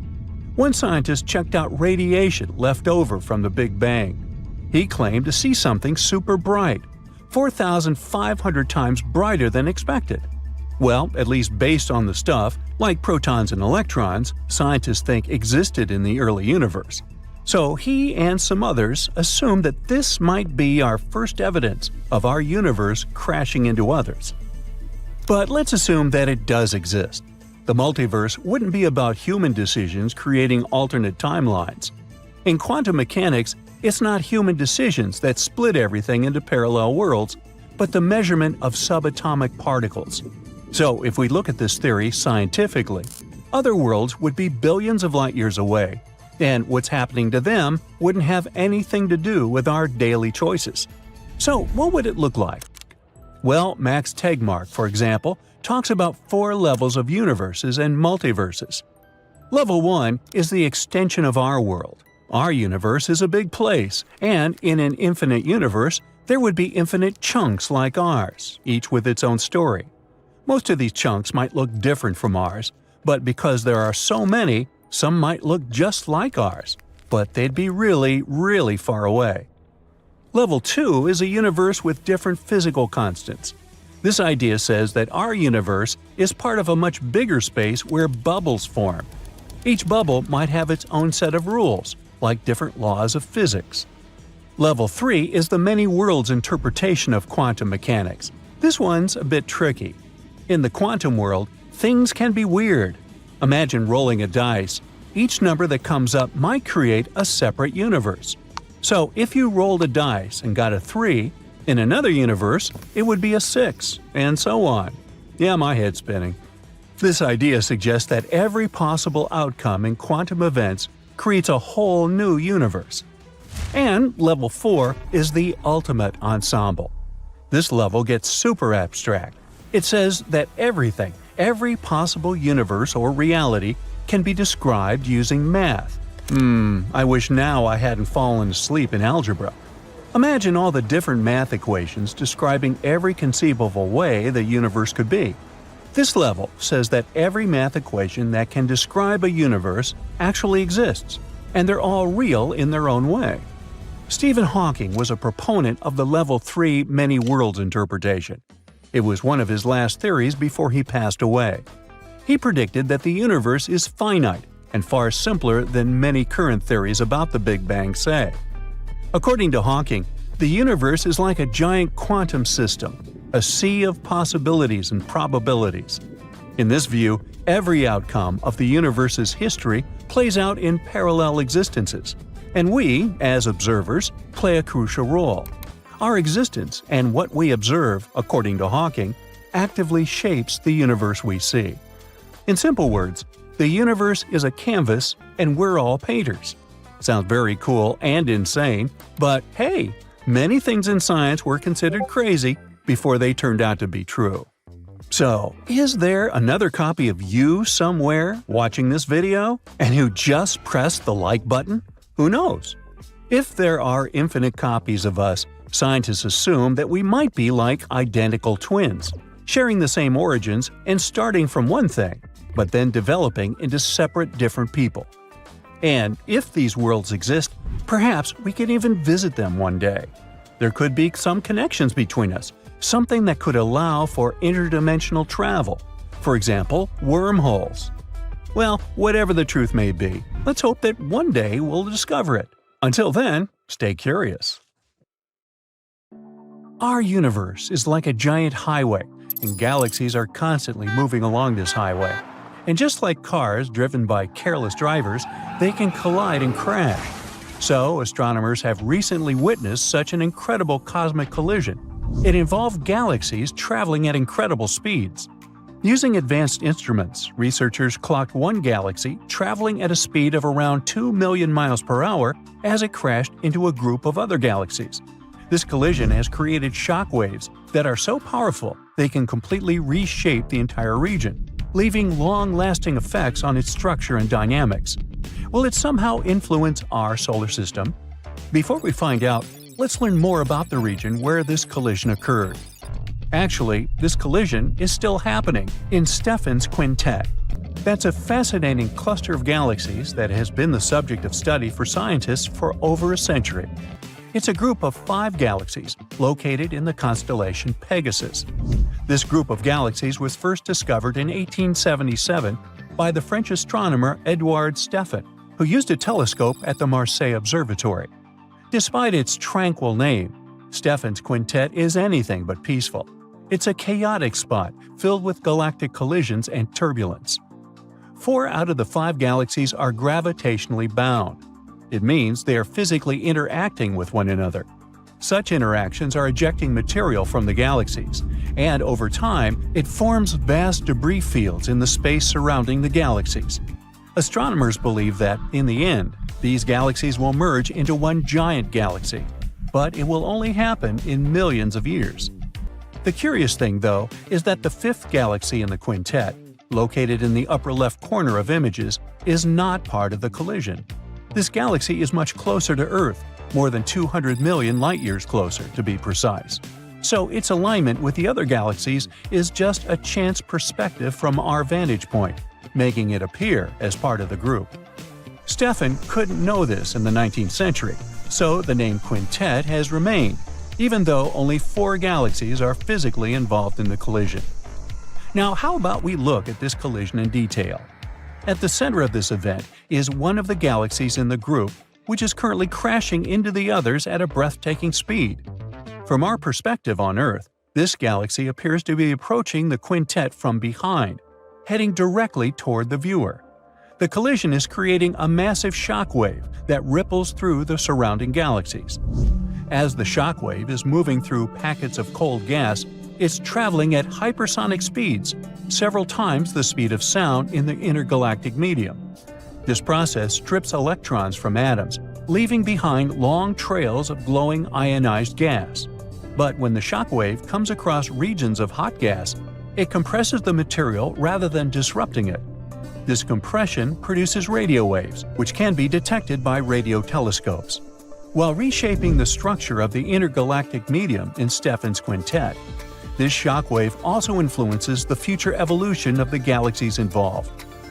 Now, how did scientists even manage to spot such a dramatic space event? All thanks to innovative technologies. The most important participant was WEAVE, a cutting-edge spectrograph that's installed on the William Herschel telescope in La Palma, Spain. This tool specializes in gathering spectroscopic data, which is the information about how matter absorbs or sends out light and radiation. It allows astronomers to examine the movement and composition of space objects with great precision. Besides WEAVE, researchers have used data received from a few other large observatories. One of those was LOFAR, Low Frequency Array. It's a radio telescope with an antenna network observing the radio waves the weaker shock wave produced while compressing hot gas. Astronomers combined the data received from all these instruments and managed to study the shock waves and their effects in amazing detail. This collision in Stephan's quintet gives us a fantastic opportunity to find out more about the interactions between galaxies, which can influence the evolution of the universe.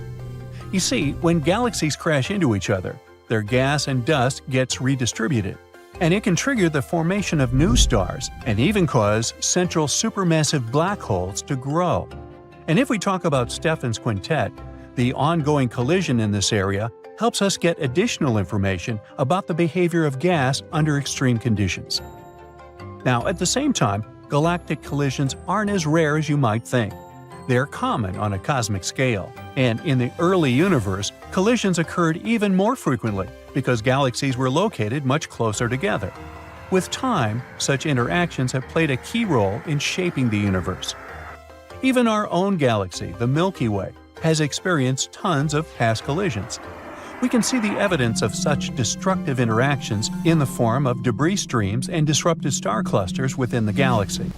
In fact, astronomers predict that the Milky Way will collide with the neighboring Andromeda galaxy in about 4.5 billion years, eventually forming a new, larger galaxy. Even though they're moving at incredible speeds, galactic collisions are super slow processes from our human point of view. While galaxies may travel at millions of miles per hour, the distances they cover are so vast that mergers take millions to billions of years to complete. Now, galactic collisions don't look like explosive crashes you might be imagining. Instead, they resemble when fluid merges. When two galaxies collide, their gravitational forces distort their shapes. They stretch and warp and exchange their material, stars, gas, and dust. As a result, tidal tails, rings, and even bridges between galaxies form. One of the most famous collisions between galaxies is ARP 148. During this cosmic crash, one galaxy became shaped like a ring, while the other stretched in a long tail-like form. That's how powerful gravitational interactions between galaxies during collisions are. But however impressive intergalactic collisions are, collisions between neutron stars, those ultra-dense remnants of massive stars, are among the most energetic phenomena in the universe.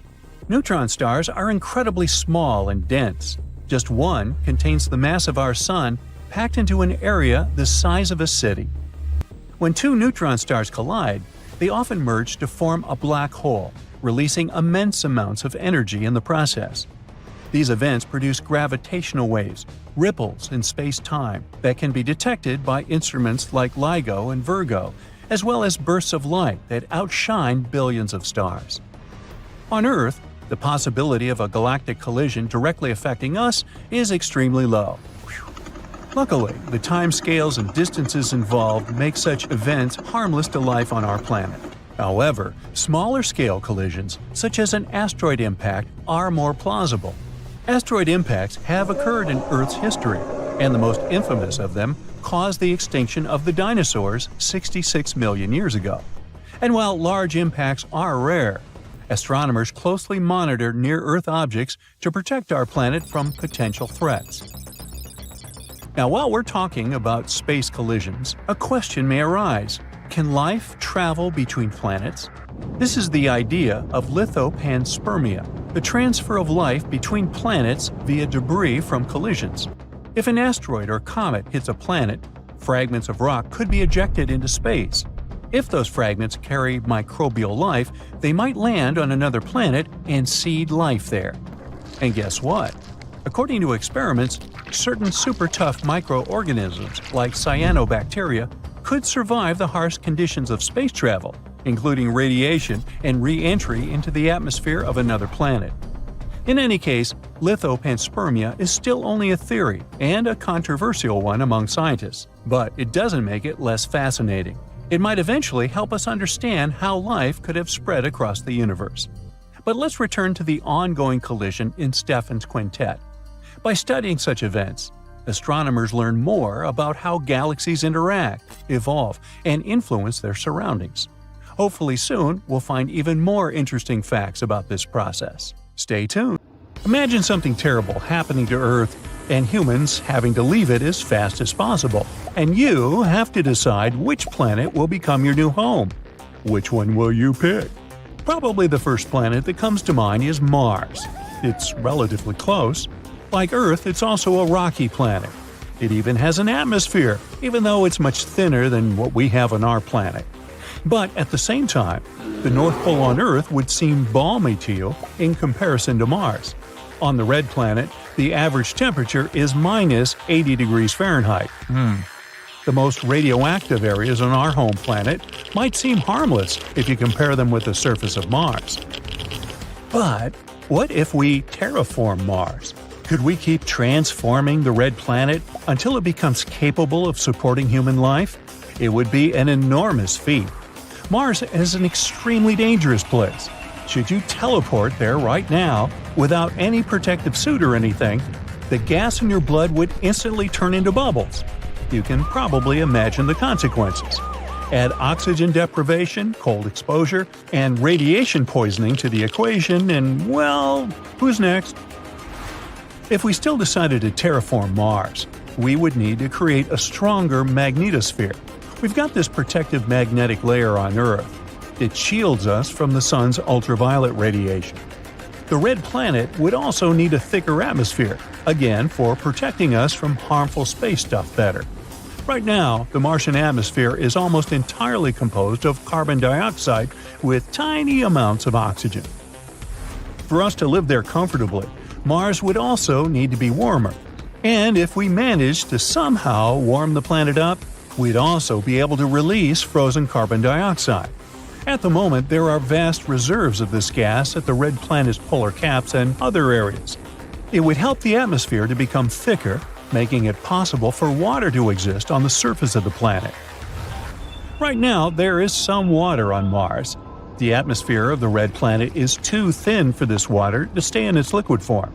But under the surface of the planet, it's a different matter. You can find water under the surface of the planet in its polar regions. The only place where this water is visible is at the North Polar Ice Cap. Also, sometimes salty water flows down crater walls and hillsides, and there are tiny quantities of water in the planet's atmosphere, but it only exists as vapor. If liquid water existed on the surface of the planet, it would make it easier for us to start growing plants, and plants, in turn, would begin to produce oxygen. But first of all, we would need to start the warming process. How? Well, Elon Musk suggests using nuclear energy to make Mars more livable. He says it could be done by creating a continuous flow of low-fallout nuclear fusion explosions above the atmosphere of the planet. It could create something like numerous artificial suns. It could warm the planet, melting the frozen ice caps, which would then thicken the atmosphere, causing even more warming. Other strategies for Martian global warming include the diversion of asteroids into the poles of the planet, or the large-scale production of greenhouse gases that could help us heat the red planet. Or we could create a giant space mirror, as huge as the side of Mars. It would reflect tons of additional sunlight onto the planet. The problem is all these projects would have exorbitant costs. They would also require serious upgrades in our technological capabilities. Could there be an easier and cheaper way of terraforming the red planet? It seems so. Casey Hanmer used to work in NASA's Jet Propulsion Laboratory. Now he's the founder of a startup hoping to create carbon-negative natural gas by pulling carbon dioxide out of the atmosphere of our planet. He's also made a proposal to terraform Mars for a modest $10 billion. Sounds alluring. So, what is his idea? Mass-produce small solar sails. These are already existing technologies, even though they appeared only recently. Such sails use sunlight to propel themselves, like ships use the wind to sail. These solar sails could be launched into low Earth orbit, and after that, they would fly themselves to Mars. There, they would reflect sunlight onto the night side of the planet. According to Hanmer's calculations, a decade of such launches could result in a 1% increase in temperature on Mars. Hanmer also believes that we could mass-produce solar cells at cell phone factories, all because a solar sail would need a processor, a camera for navigation, and some electronics to be able to transmit data, just like a smartphone. In other words, solar sails would be like small satellites using cell phone technology. Each of these sails would also need a sail of its own, a thin space blanket weighing about 2 pounds. When unfurled, it would span around the size of 2 basketball courts. Would this plan involving solar sails enable people to terraform Mars? Hanmer doesn't think so. Even if we put loads of money into solar sails, They would only make the red planet warmer and more humid, but they still wouldn't be enough to make Mars suitable for human life. Most scientists are also very skeptical about the very idea of terraforming this cold, dry world. They say that carbon dioxide and water vapor are the only greenhouse gases present on Mars, but there's just not enough of them to change the situation. Let's say we manage to melt the polar ice caps with the help of Elon Musk's nuclear technology or solar sails. And still, this ice will only release enough carbon dioxide to bring the atmospheric pressure to 1.2% of what it is on Earth. Plus, most of the carbon dioxide gas wouldn't be accessible, and we wouldn't be able to mobilize it. Even if we decided to go through an energy-intensive process of the extraction of carbon dioxide from the planet's soil, dust, and minerals, we'd still only get the atmosphere to a mere 5% of where it needs to be. Water is another problem. It is salty on Mars. It might even be as salty as the oceans on our planet. But these salts aren't what you find on Earth. If a person consumed a certain amount of them, they would be highly toxic to the human body. Who's next? On our planet, these salts are formed as byproducts of rocket fuel, as well as in road flares and fireworks. Naturally, they only occur in very dry areas. If there are no particular bacteria to break them down, these substances accumulate year after year, and their concentration in water is constantly increasing. But in theory, it's possible to purify even such water. The process of filtration could help the astronauts get rid of 90% of harmful substances. Then they could use a UV disinfection unit. This would also help get rid of any foreign molecules, if there are any, that might be hiding in the water. This stage would not only protect the astronauts, but also prevent them from bringing any dormant Martian microbes back to Earth. In other words, future travelers to Mars shouldn't have too many problems with drinking water on the red planet, but only if they bring the right purification equipment that can deal with any water quality. Because however bad running out of water in the middle of a desert is, experiencing it on another planet sounds much more terrifying. Anyway, back to terraforming the red planet. Once you start thinking about it, some worrying questions arise.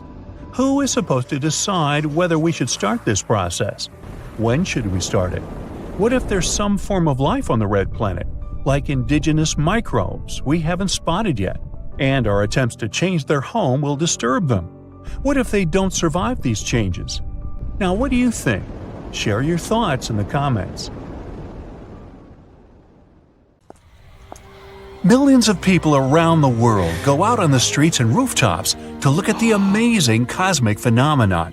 Another planet right next to the moon, a big red one. At first, everyone's excited. Mars showing up out of nowhere is having a strange effect on humanity. Just as the moon can affect the psychological and physical state of some people, Mars's unexpected visit is causing people to behave pretty strangely. Every night, the sky is lit up by the white light of the moon and the red glow of Mars. Many people get a sort of instant insomnia. Some even stop drinking coffee because they no longer feel sleepy. Mars brings out energy and a little wildness in people, making them laugh more, and even drives a few poor people crazy. They begin to go out of their houses more often and enjoy the unusual night sky. A few days later, everybody can see what's happening. Mars is getting bigger. Scientists announced that the red planet is slowly moving towards Earth. A collision is inevitable. Earthlings only have a few years left. A few months ago, a huge asteroid crashed into the red planet with such force that Mars simply flew out of its own orbit and went rogue. The chance that Mars would fly close to Earth was always going to be pretty high. After about 3 seconds of being announced, the news went viral, and panic set in. The situation's getting worse and worse. The closer Mars gets, the more it affects people on a physical level. Hundreds of videos pop up showing collision simulations of Mars and Earth. And there's no happy ending. Want to see what happens? One famous blogger asked her followers. The Earth's almost completely covered with water, and Mars is all dust, sand, and rocks. Then she puts a huge watermelon in the middle of her room. From the far end, she launches a bowling ball at it. Strike! Mars looks almost the same size as the Moon now. It's about to come into the Moon's orbit, and it's affecting the Earth's magnetic field. Floods, hurricanes, tsunamis, powerful thunderstorms. They go from bad to worse. Animals go crazy. Birds no longer migrate south. The polar northern lights appear in the Caribbean. The economy isn't handling the news that well. People stop showing up to work. Why wouldn't they? They just want to have fun and be with loved ones. There are enough resources on the planet to last until the catastrophe, so no one's even trying to fix the Earth's problems. Clothing, food, cars, yachts, whatever, everything loses its value and becomes free. Every day, huge street parties pop up all over the world. People decide to live their last months in peace and harmony. The global catastrophe is uniting humanity like never before. To go out with a bang, Earthlings team up to organize a huge rock concert. The red giant destroying our beautiful blue planet. Yeah, rock and roll's the perfect soundtrack. There's just enough time to eat, dance, party, and listen to good music. Huge stages are built all over the planet. It's every musician's last concert. During all that preparation, hope suddenly appears. Scientists have calculated all the events that'll occur when Mars crashes into Earth, and they have a simple plan. Luckily, humans had already planned on moving to Mars, so they already have been building spaceships for years. There's no time to get to another planet before the collision, but the good news is that people can wait out the disaster just outside Earth's orbit. You get to sit in a space station, munch some popcorn, relax, and enjoy the show. When the dust settles, it might just be possible to return to Earth, or what's left of it. After learning about this plan, people start working on finishing the ships night and day. Everyone in the world pitches in. There are still 2 years left before the big day. The huge concert stages are converted into more space stations. Mars is now giving people more energy, and with epic teamwork, people manage to create thousands of stations in just a few months. That's what happens when 7 billion people work together. Farmers, physical therapists, chefs, engineers, athletes, accountants, all on the same team. Mars is now closer to us than the Moon. The red giant blocks out the sun, and our planet is plunged into darkness. There are only a few days left. People are working like ants in a massive colony, putting the finishing touches on several 100,000 space stations. It takes 4 whole days for everyone to get on board. Plus, there's the loading of supplies, animals, fish, seeds, plants, vegetables, fruits, video games, fruit roll-ups. The red giant is scheduled to enter Earth's orbit in a couple of days. That's when it will really pick up speed.